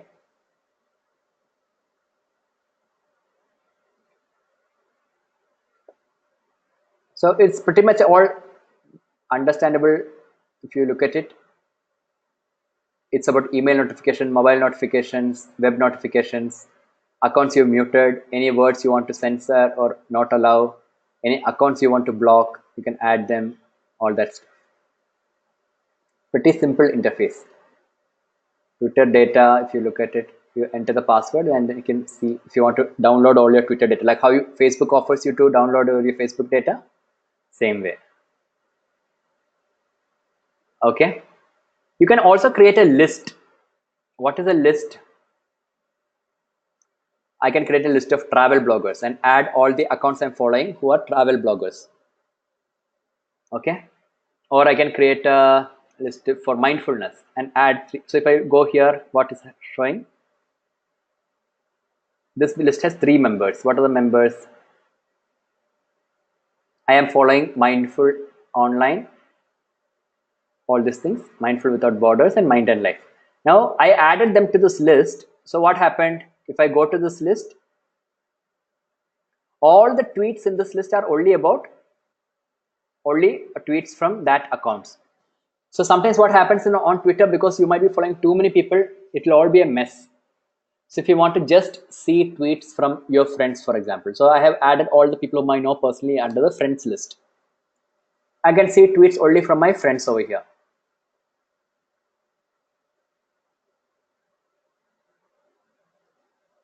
Okay. Is this clear?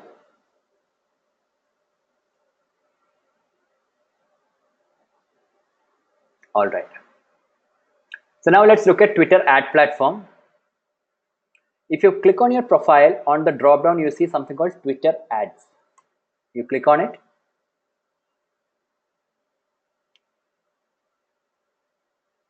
You go to ads.twitter.com. Okay.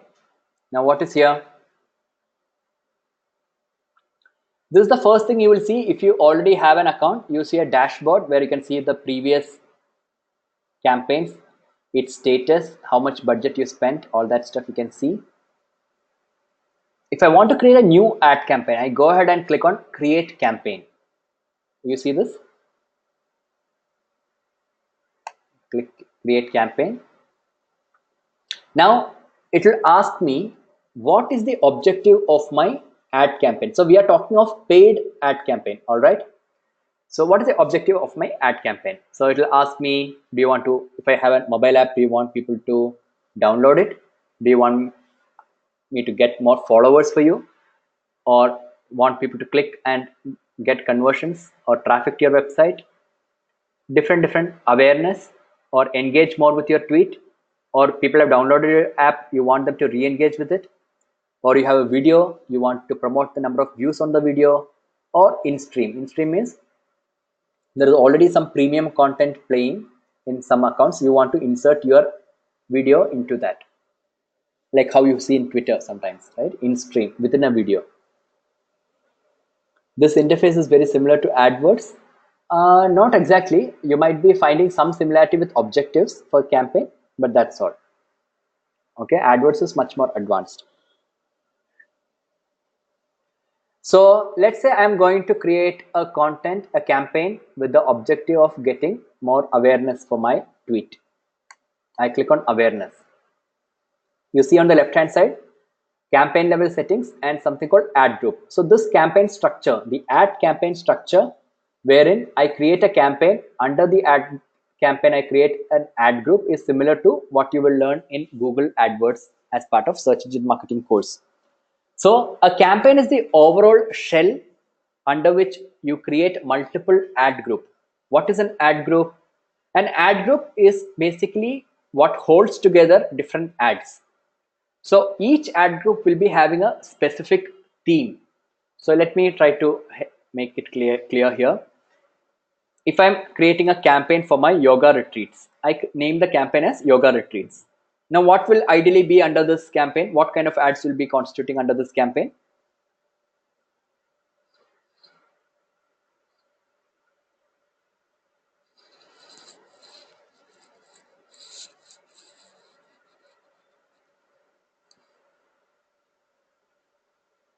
Are you guys with me?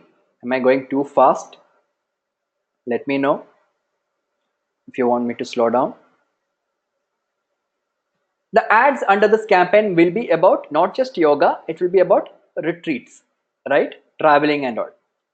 Now, I can have retreats to multiple places, right?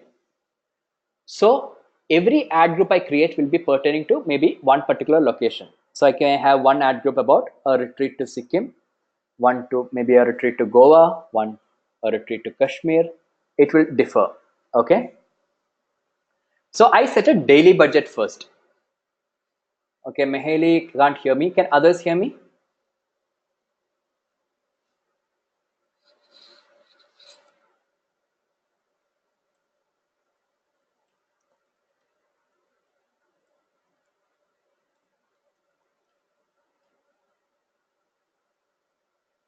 All right.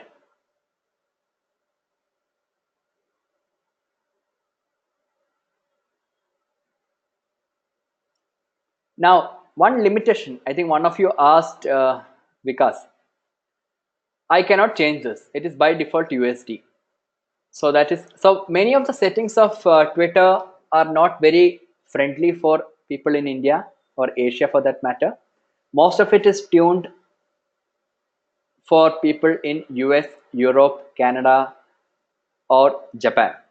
Okay, so maybe Twitter will make, so that's why the ad platform of Twitter I don't really recommend for sales or ROI, but definitely it's a good platform for you to engage for brand awareness, for maybe a customer grievance redressal, all these kind of matters, or even for listening and monitoring. Okay. Now, I set a budget. Let's say I set a budget of $50 per day. It can start by default today. So next, now I need to give a name for the ad group. So I am writing Sikkim retreat, which means all the ads under this ad group will be about Sikkim retreat. I have an option to set aside a subdivision, let's say $10 like this, or I can keep it blank. So from the campaign, whatever I set as the budget, it will take. If I don't specify a time for starting and ending here, this will start automatically when the campaign starts, which means today. Bid type. Bid means, do you want the system to set a bid when this ad enters the auction? Now, this is something, those of you who may not have done SEM, it may be new to you. When it comes to these kind of online ad platforms, there are two things by which your amount is getting used. One, you allot a particular amount to be spent daily, which is what we did earlier. It is called daily budget. And how much did I set as a daily budget? Around $50, right? So I'm telling the system, see, I'm okay with spending about $50 a day to promote my content. Now, when it comes to an ad group, you have to set a bid type. Bid type here means uh, every time you or your competitors engage in an auction, in an online auction, to decide whose ad should show to the user, the system will look at what is it that you're bidding. Bidding here means for a click, or let's say for 1,000 number of views on your ad, how much are you willing to pay? So if I choose to pay for every click on my ad, I can say something like, okay, I'm willing to pay $5 per click. So $5 per click will be my bid. Are you getting the concept of bid?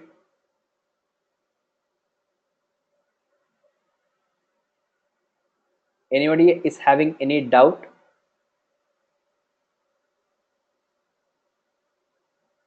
The no means you did not understand, Vanita, Meheli?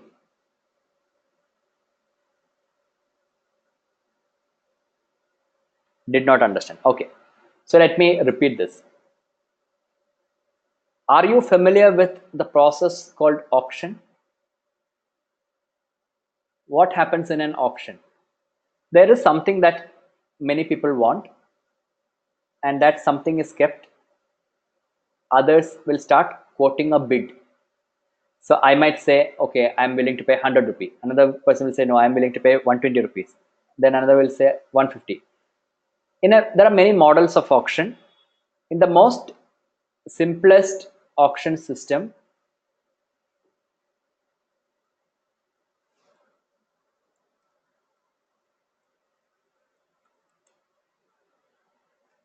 okay, I think now you can hear me, everyone. Yeah. So I was saying, in a simple auction system, there will be something that many people want. Each one will put out a bid saying, I am willing to pay X amount, Y amount, Z amount. Highest bid amount, whoever says, they get it. Okay. Now, when it comes to online advertising, before, as a user, you see an ad in front of you, whether it be on a search engine, whether it be on a website, there is a background process that happens which we call as the online ad auction. So as the term suggests, online ad auction, what are the people bidding for? What is being auctioned? What is being auctioned is the space for the ad.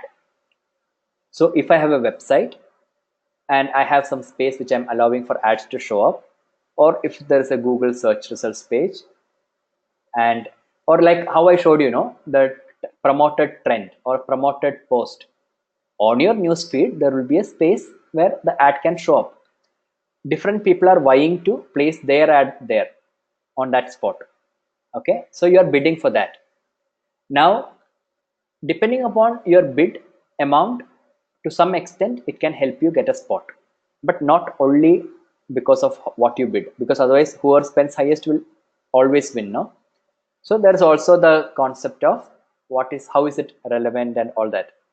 So here what you're suggested is, do you want to set this bid manually, in which case you go for target cost. So if I say 20 USD, it means I don't want to spend more than $20 per click or whatever. So here it's saying recommended range is between 6 to 8. So if I say 8 or if I say 7, it is somewhere in the middle of what is suggested. So depending upon what I have set as the budget, it is saying.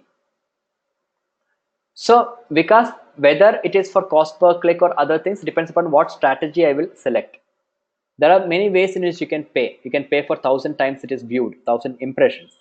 You can pay for per click. So irrespective of the bid strategy, this is about what's the bid amount you are setting. So bid type here means, do you want to do it manually? Do you want to do it automatically? If I say automatically, the system will set you a bid. Okay. Now, when it comes to a campaign with the goal of brand awareness, very often the bid strategy that you adopt will be you pay for number of impressions. Why? Because your focus is on getting maximum number of reach for your ad. It is not on getting a website traffic. If your goal was to get more traffic to your website, you don't want more people to just see your ad. You want them to click on it. So you can say, okay, I'm going to pay for click. So cost per click will be your recommended bid strategy. So that even if more people see, you are not paying anything, but when people click, you pay. How much will you pay depends upon what is your bid. Is this more clear now? Maheli, Vanita, others?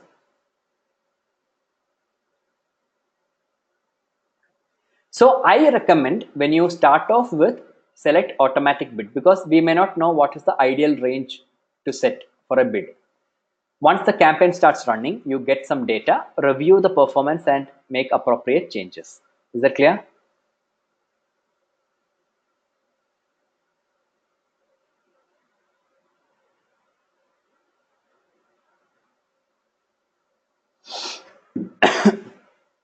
Now, optimization preference, do I want to target maximum reach or reach along with engagement? Okay. Reach means more people seeing. Reach with engagement means they are seeing and then they are engaging by way of liking, commenting, sharing, all that, retweeting. So I say maximum reach. Now, next.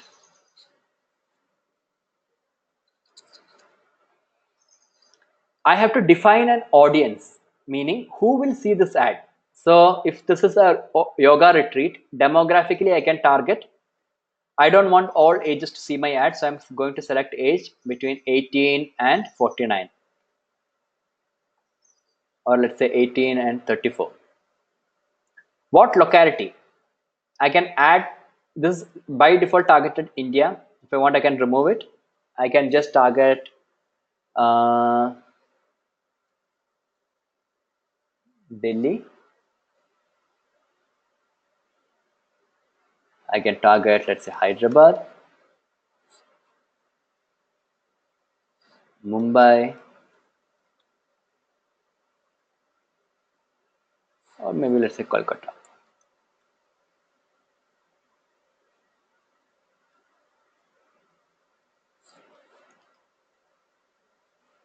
I added 5 cities. Now you see this, I added different locations. I can also add it by way of pin code. So many options are there. I can also add languages or device models. Device model means people using a particular iPad or Samsung. So even that level of targeting I can go if it makes sense to me. I'm not doing it. I'm just sticking to geographical targeting. Now look on the right hand side. Whenever I make more filtrations to the audience, this will keep shifting. How much? Audience features. I can target people by events, behaviors, or interests. So if I say interest, what I have, people who like to travel, they might be interested in yoga retreat. So I select travel.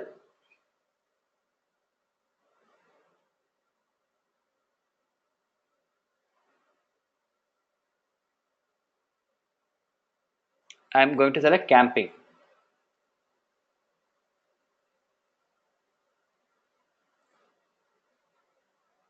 Okay. What else? I can also target people by, if I go to sports, is there anything?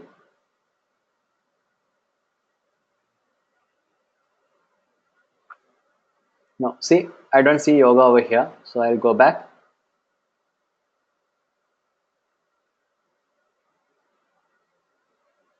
Hobbies and interests. Do I see anything? No. But you can see the categories. Whichever is suiting yours, you can select that. Okay. We go to health. No, not. So I just stick with this camping. Now you see this. This is just falling short of recommended range. So let me see if I can find something more.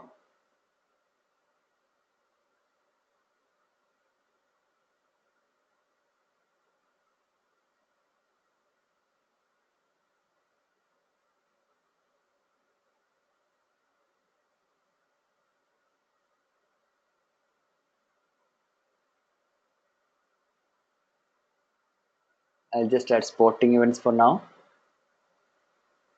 It's further fine tuning it. So I'm removing it. I'll just go ahead and add one more city over here. That is better. Okay. So I will add something like, let's say, Chennai. And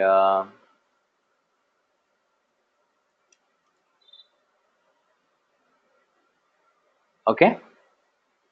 Now, if I also want to target followers of my personal account, I can check this box. Okay. And then click next. So I have defined my audience who should see. Now comes the point where I have to select what tweet I have to promote. So it will show me, since my account already has some tweets, it will show me if I want, I can select one and say next, promote it. Or if I select this, these are my organic tweets, what are already there. Scheduled tweets means I can schedule a tweet to be posted at a later time. So if I have any scheduled tweets, I can promote them. I don't have anything. Or promoted only tweets. These are tweets which don't show up on my timeline, but these are tweets which are created purely for the purpose of promotion. So here what I can do is I can create a new tweet like that. I can create a tweet saying,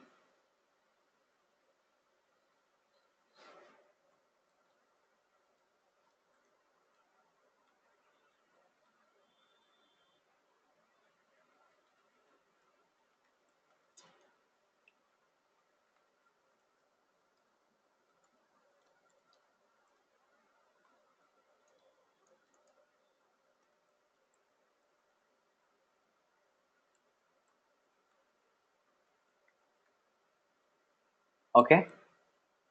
Now, since I click this checkbox promoted only, if I say tweet and I go back here, you see this yoga retreat in Sikkim. What I tweeted now shown over here. This is how it will show up on web, on Android, on iOS. So I can select this promoted only tweet. I can say next. So it will give me my summary. Campaign name is Yoga Retreat. Start date is today. Campaign daily budget is $50. Ad group level details Sikkim. Retreat maximum reach is the preference. Automated bidding. I am allowing the system to set the bid for the auction. Audience targeting. And 10 targeting criteria. The locations I have selected and the interests. And where will it show up? It will show up on users' timelines, on their profiles, tweet detail pages, as well as search results on Twitter. This is how it will show up, the creative. Is this clear? If I say launch campaign now, if my credit card information is already entered, the campaign will go live, which I'm not doing. Okay. Any doubt?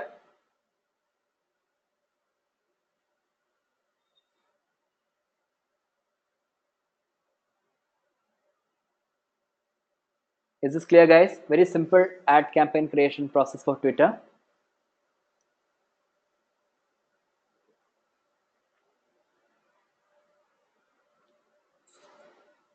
Okay.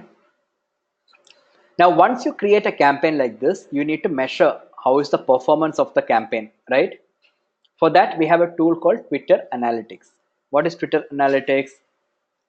Same way, if you go to your account,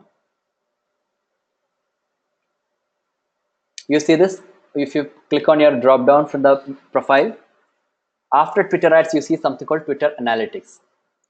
It will take you to analytics.twitter.com, which is basically a dashboard where you can see the performance, monthly performance of your Twitter account. So this is showing 28-day summary. So in February, 22 days so far. Top tweet is this one, tweet activity. No new followers. Summary, I can see over here how many impressions my tweet got, how many profile visits. January, 31 days, top tweet. So I can keep track of all these things. How many followers I got, all these things. This is overview data. You can also see tweet-wise data. For every tweet, how did it perform? This is the last 28 days data. You can change the timeline anytime. You can download this as a CSV file. Okay. Yes, Vikas. Okay, CSV file. Now, if I extend this to beyond, let's say from Jan 1st,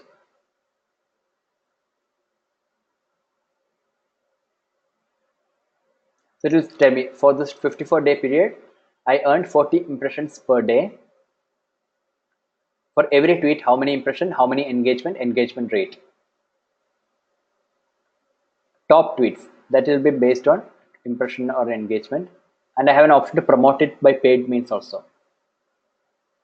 Tweets and replies, for every tweet I added, was there any other replies? I can see that.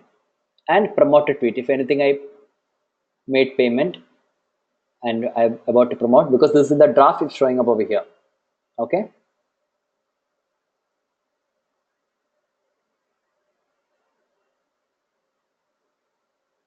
You can, in the Twitter analytics, you can also see audience data. Audience data means all Twitter users or my followers. So for my followers, if I select based on their interests, it will showing.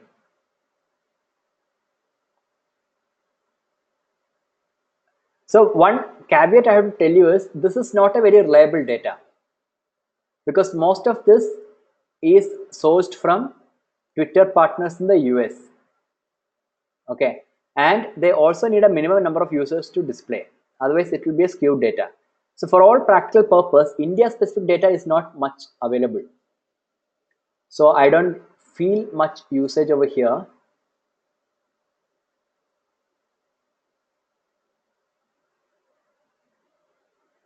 These are all, so India, you don't get these kind of household income data or things like that. Okay, but if you have a US client, maybe these are good insights you can use to manage some campaign. There is also something called Twitter events. Basically it will give you a list of major events that are coming up and how much tweets and potential reach or impression you can gain if you leverage new campaigns for those events.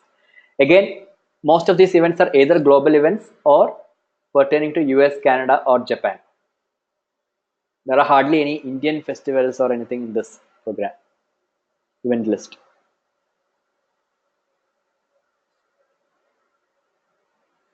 Okay, you could use this recurring trends to create some posts for each day.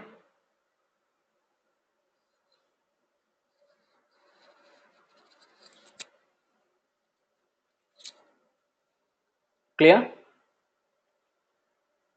If you have videos, you can look at video data. I haven't put any videos, so I don't have it.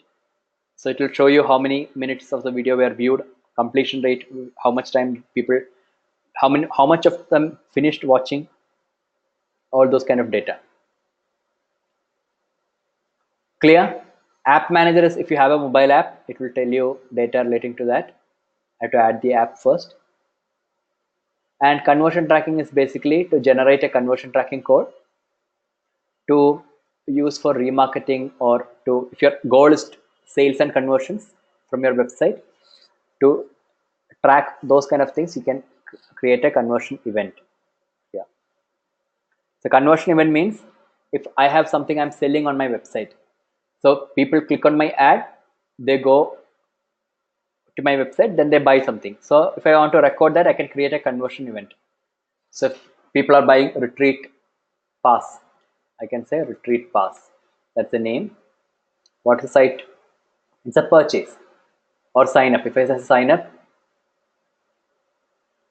it will generate a HTML tag like how it generates in Google AdWords.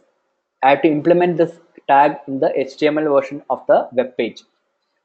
So that, so universal tag has to be applied across the site. A single event tag has to be applied on the specific page. Like if I have a button called sign up, I have to apply it there. And then if I want it to be tracking actions from a particular URL, I can enter that URL over here. And once anybody visits that page for the retreat sign up, if they leave for 30 days, they will become part of my list to retarget with specific customized ads.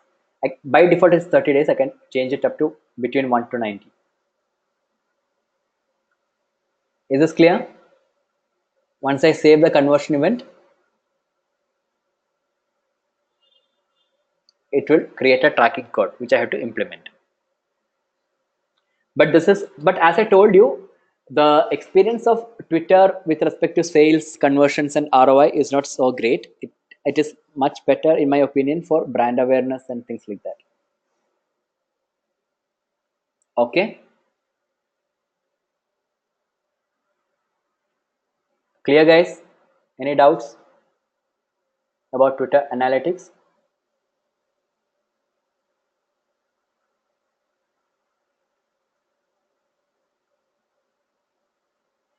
So, what are the key factors that govern the reach of a tweet?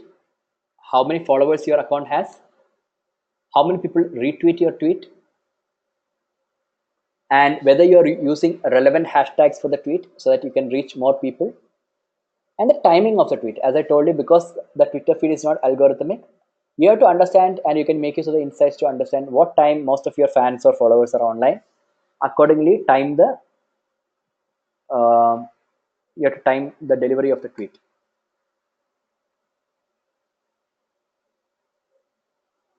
Tools for Twitter marketing, as I told you, we will take it up in the next class, not next class, last week, along with other marketing tools. Okay, so I will skip just that last part of Twitter. Rest we have completed, whatever I told you. I would like to take one tool though. It is called Buffer. So if you go to buffer.com, because this is part of your assignment for this week,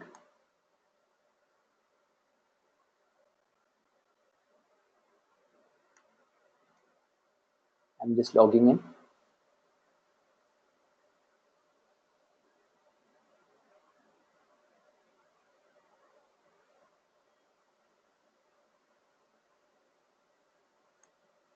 You will be able to log in with your Facebook or Twitter account onto Buffer.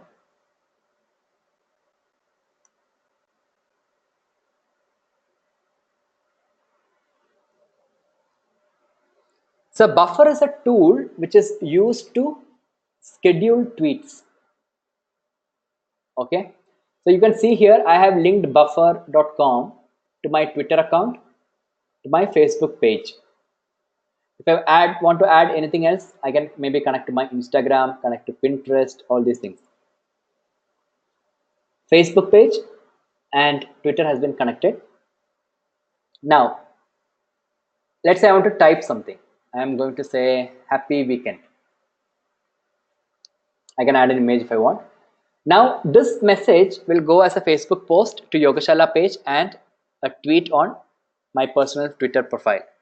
Let's say I don't want this to go to my Yogashala page. I can uncheck it. So it's only a tweet now. Okay. I can add this to the queue or I can share it now. If I say add to the queue, you see queue. This is going to go out at 6:04 p.m. tonight. I can change it to a custom date, let's say 28th of February. I can make it that way.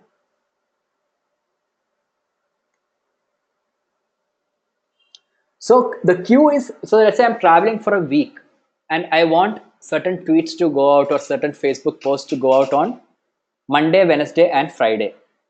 I can create 3 posts, have it queued over here for those times on those days.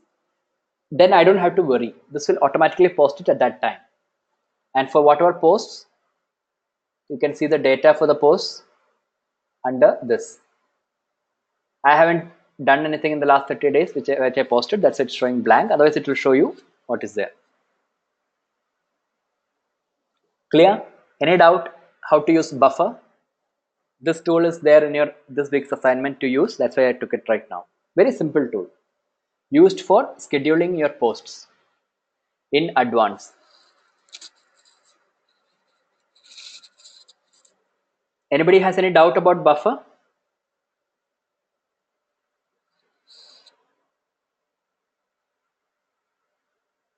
All right.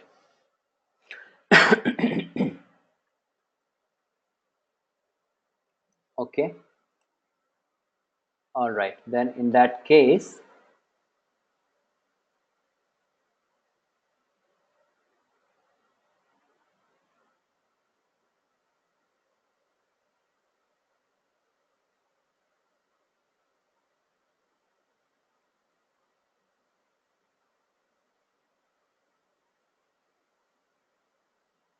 We will briefly start with LinkedIn marketing.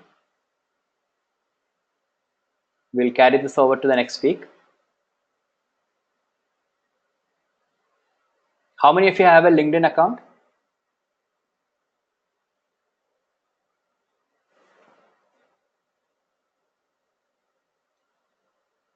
How many of you are active users of LinkedIn account?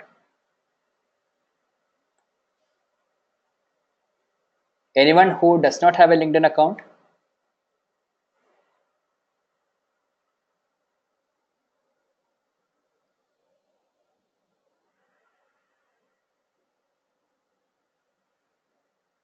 All right.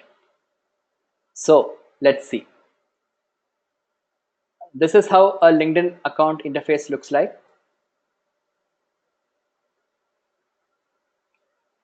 Left hand side, you can see your profile. Some basic data like how many people viewed your profile in the last 1 week. Articles which I have saved.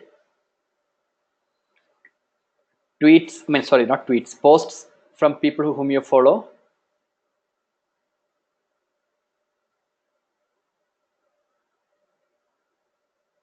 Okay. All these things.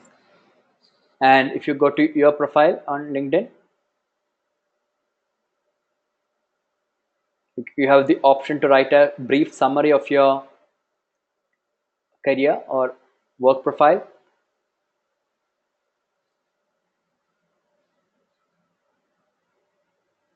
Some snapshot of your activity, and then you can add your work experience. What are the things you're doing, right? Your educational details, any volunteering experience you can add,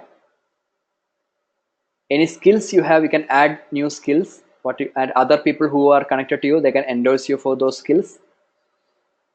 And you can also ask for recommendations, or you can write recommendations for other people for different things. Okay.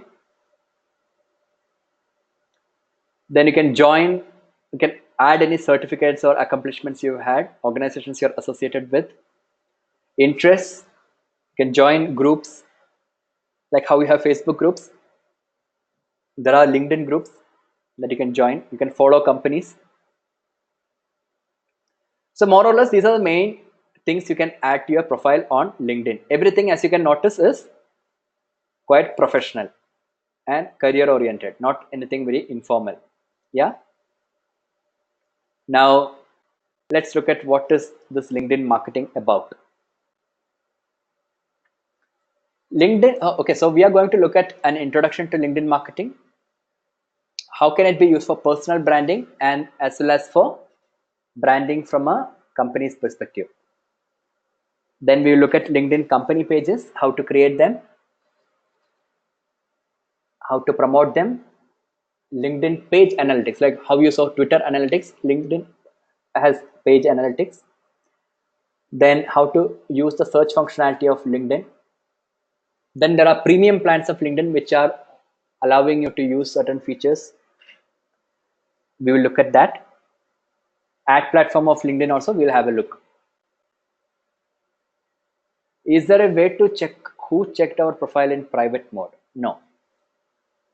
That will defeat its purpose, no? Okay. Yeah. So introduction to LinkedIn marketing. What do people do on LinkedIn? Who are the people who are most active here? Mostly professionals. Okay. Even with premium will allow you to see people who have seen your profile. But I think the private mode you still cannot see. I need to double check on that.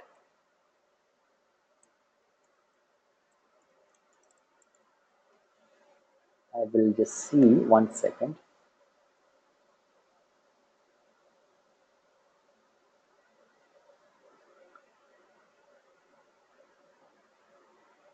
So mostly if you have a premium account, you can browse in private mode.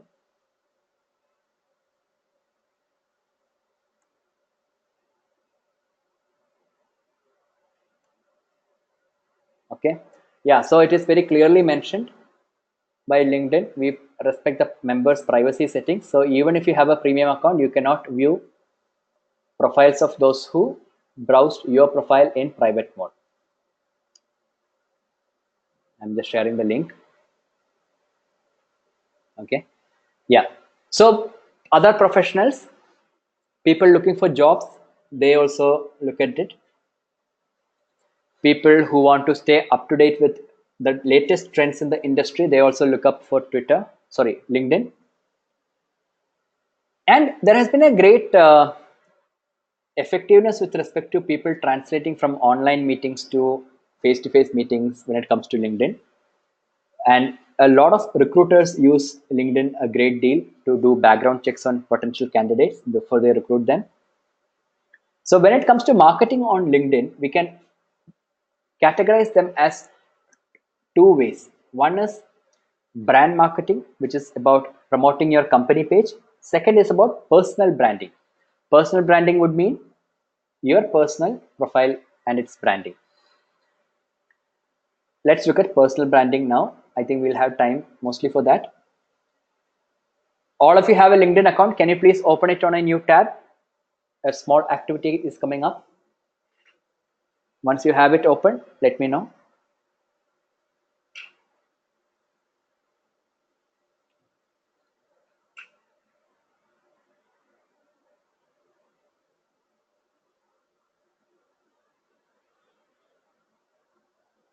Everyone? So before I go ahead with this, how many of you log in at least once a week to LinkedIn?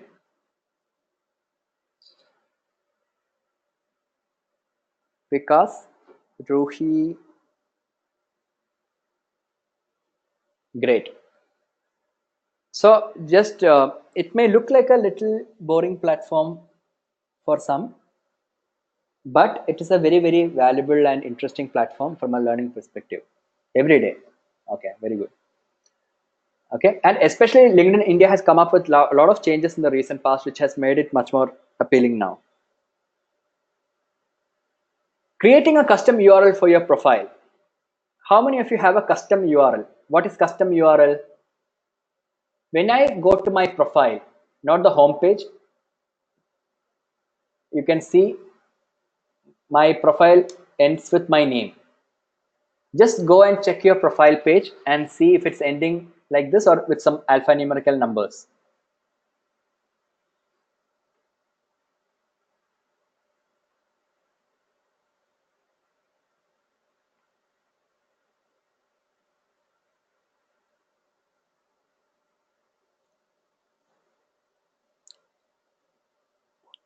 So if you have not consciously set a custom URL for your profile, you will have your profile with some numbers at the end. So how do you change this? And why do you want to change? Because if you have a custom URL, it's easier to market. If you want to, let's say, add this on your CV, resume, or share with somebody, it's very easy to remember, right? So how do we do that? On the right hand side, do you notice this edit public profile and URL? Click on it.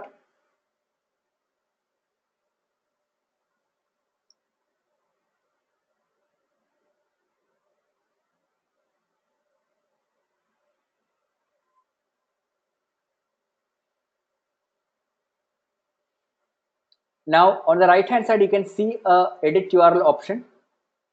If I click on that pencil icon, it will ask me, I can edit this. So those of you who don't have a custom URL, can you please make this edit now and save it? It will be there in all accounts because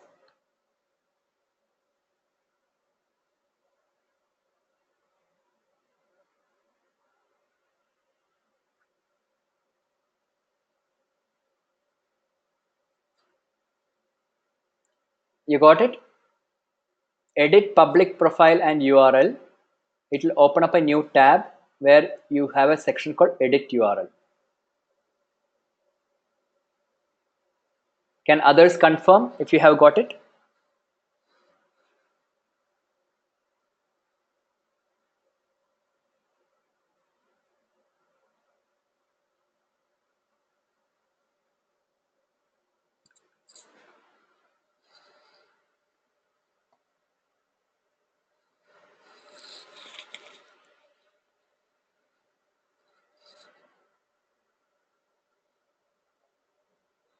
Good. Unable to log in as a laptop. I forgot my password app. Okay, but you got it, no? It's a very simple process. You can do it later, Vanita. Yeah, so I don't know how it will look up on your app, guys. I'm saying from the laptop, okay? Desktop. Hmm. All right. So that is one thing which is very important. Secondly, what else? How many of you have written an article on LinkedIn? I'm not talking about a simple post which you may have shared or written, an article.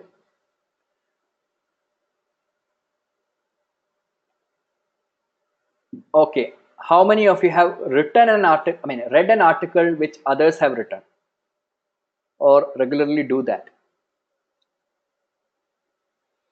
Do you read what other professionals write or only what celebrities write?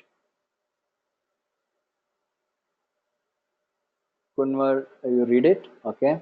Share it, research, reshare articles. Do read. Do you read from people who are professionals like you? Yes. Now, what is the importance of writing an article from a personal branding viewpoint?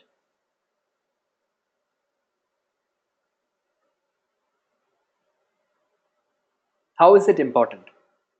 Can you think of any benefit?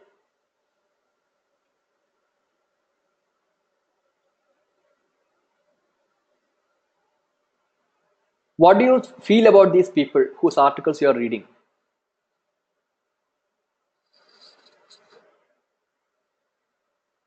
It will give you insight on the industry. Now, I'm saying if you were to write, what is its relevance from a personal branding perspective? We are discussing personal branding, right?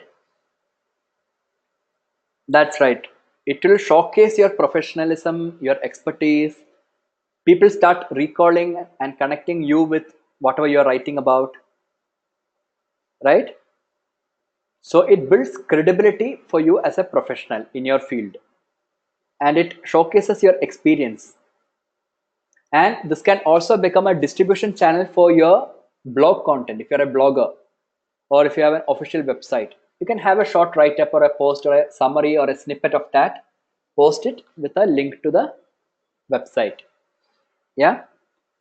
So it's one thing to say I am a yoga trainer, another thing to write an articles on different concepts in yoga. Let's say something pollution. I know one of my friends, she's a very senior yoga therapist in Delhi. So when this fog thing came, there was a severe fog once, winter time. People were feeling asthmatic. She wrote a very nice short article on what she felt that day morning when she woke up, feeling breathless, and what kind of pranayama helped her on that day. So very relevant, topical, at the same time connecting to her profession as a yoga therapist, which many would have found useful on that day. So these are the ways in which you can translate your credibility and expertise in something by sharing a post or an article on LinkedIn. So people will start recalling and reconnecting you with these kind of things so that your profile as a trainer, your profile as a professional gets enhanced. The other thing is, so I don't ask you to just go ahead and write a post or article right away, but keep it in your mind that at some point you need to start doing it to build and enhance your profile. Okay. The other thing about personal branding is also to optimize your profile for LinkedIn search. What does this mean? I showed you this thing, right? When you go to your profile, there's a private dashboard only you can see.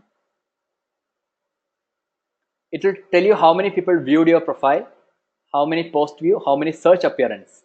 What is search appearance? If I click on search appearance, this is a weekly statistics. 29 times my profile showed up in the last 1 week. Where were the people working? Wipro, Amazon, JP Morgan, Cognizant, Snipe, Synopsys, all these things. What do they do? Some are customer service specialists, students, marketing, consultant, recruiter. What keywords they were searching for when my profile showed up? Some were writing account associate, some were writing account manager, life coach, corporate trainer. So it is asking, do I want to improve the future search appearances?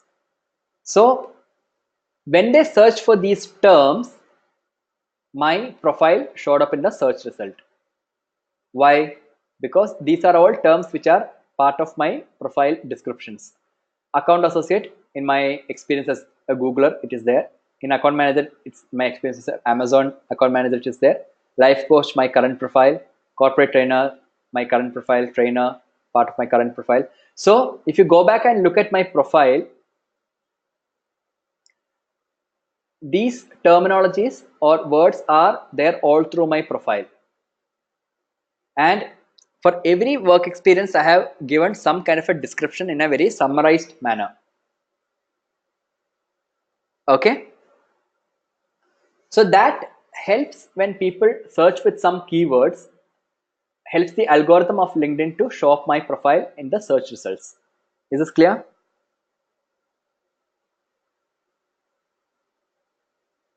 Any doubt?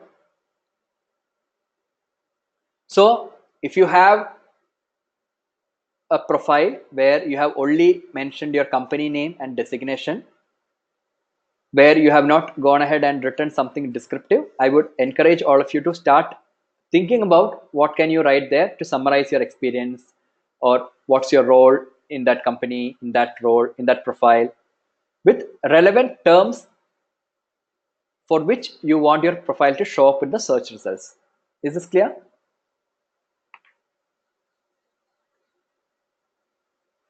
Yes? No?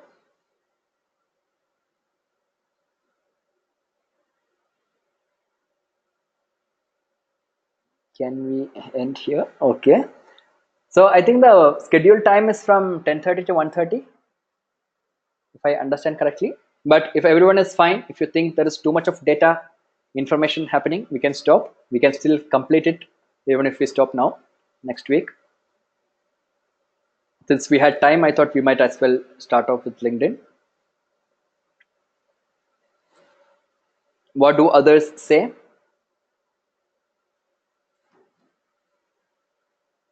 Anyway, it is 1:22. We can proceed for the assignment discussion. Okay. Today's sessions were very theoretical and a lot of slides. We did go through the demo for ad campaign creation, right? Because that was not theoretical. But the challenge is, if you don't have a Twitter account, the ad platform is not available for users who have less than 1 week of this thing that is there. But I thought that was practical, and whatever we're discussing in terms of the best practices, business manager. So we didn't discuss too much concepts. I felt it was more of practical aspects that we discussed. I don't know. That's my take. Okay. And so we will continue with the personal branding and the brand marketing for companies, including how to create LinkedIn company pages next week. For now, I'll just wind up with a discussion about what assignment you have to complete for this week 3. Okay. So week 3, basically the assignment is related to Twitter. There's a quiz on LinkedIn and Twitter which you can complete, and then the task is to get 100 plus relevant followers on Twitter in the next 1 week. Okay. So what does it involve? All of you should have a Twitter account to start with. Create a Twitter handle, a good profile as in give a description what you're tweeting about. Create an account on buffer.com. I showed you buffer.com, right? To schedule your tweets, do that. Then follow your friends or other people who share similar interests. So if I'm going to write that, okay, I'm going to tweet about yoga and digital marketing, I might want to follow people who are tweeting about the same. Then identify which are the top accounts in your domain. So if I'm going to tweet about yoga, just do a simple Twitter search for Twitter accounts who are tweeting about yoga, which are the top accounts, and follow them. Spend at least half an hour per day for the next 7 days on the Twitter interface. Okay, that is something we encourage you to do.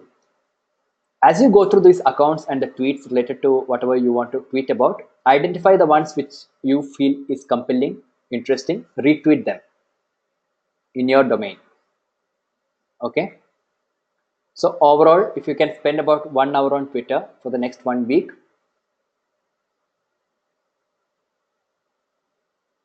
okay, can you hear me?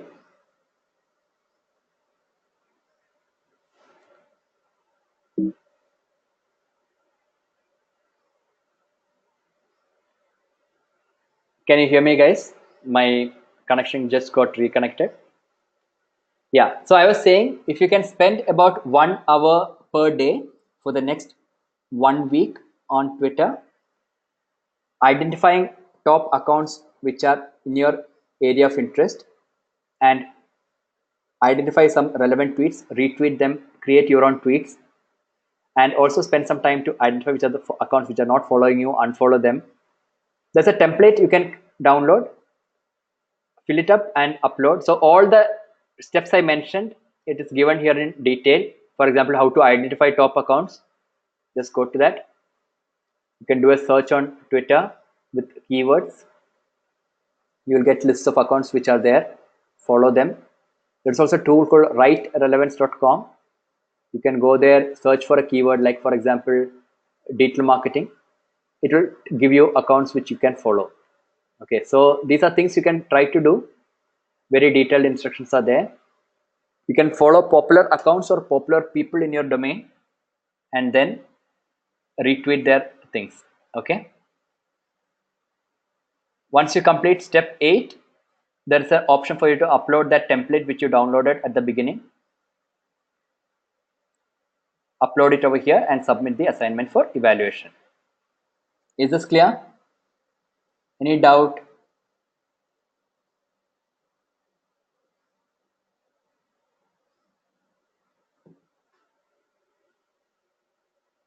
Okay, all right, so we can end the session now.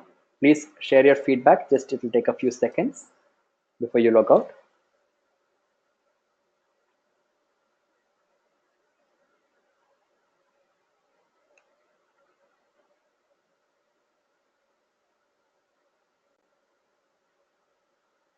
Once you completed the feedback, if you don't have any other doubts, you can log out.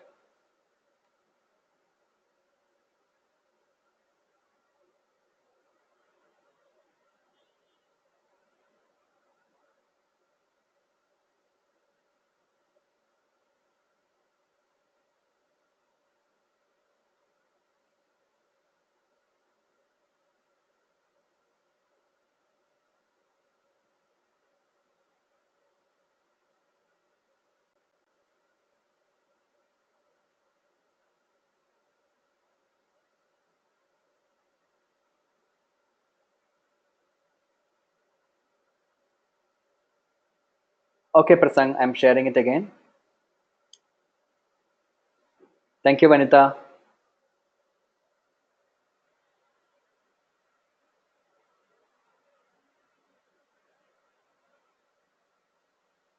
And another suggestion for all of you, since you know the batch timing is 10:30 to 1:30, when we have the in-between wala break, see if you can have some coffee, have some snack so that you don't feel tired towards the end.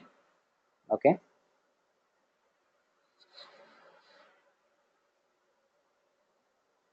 All right. Happy weekend. Who has not completed, please share your feedback form.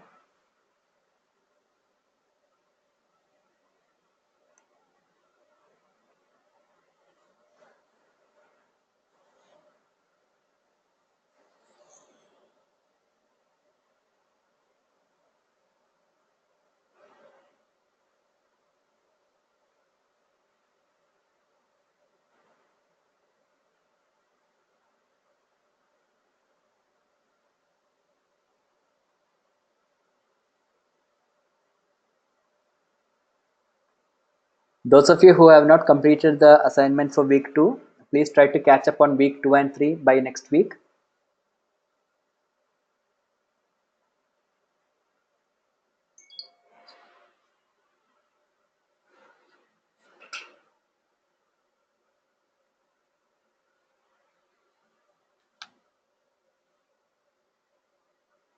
Thanks, Prasang.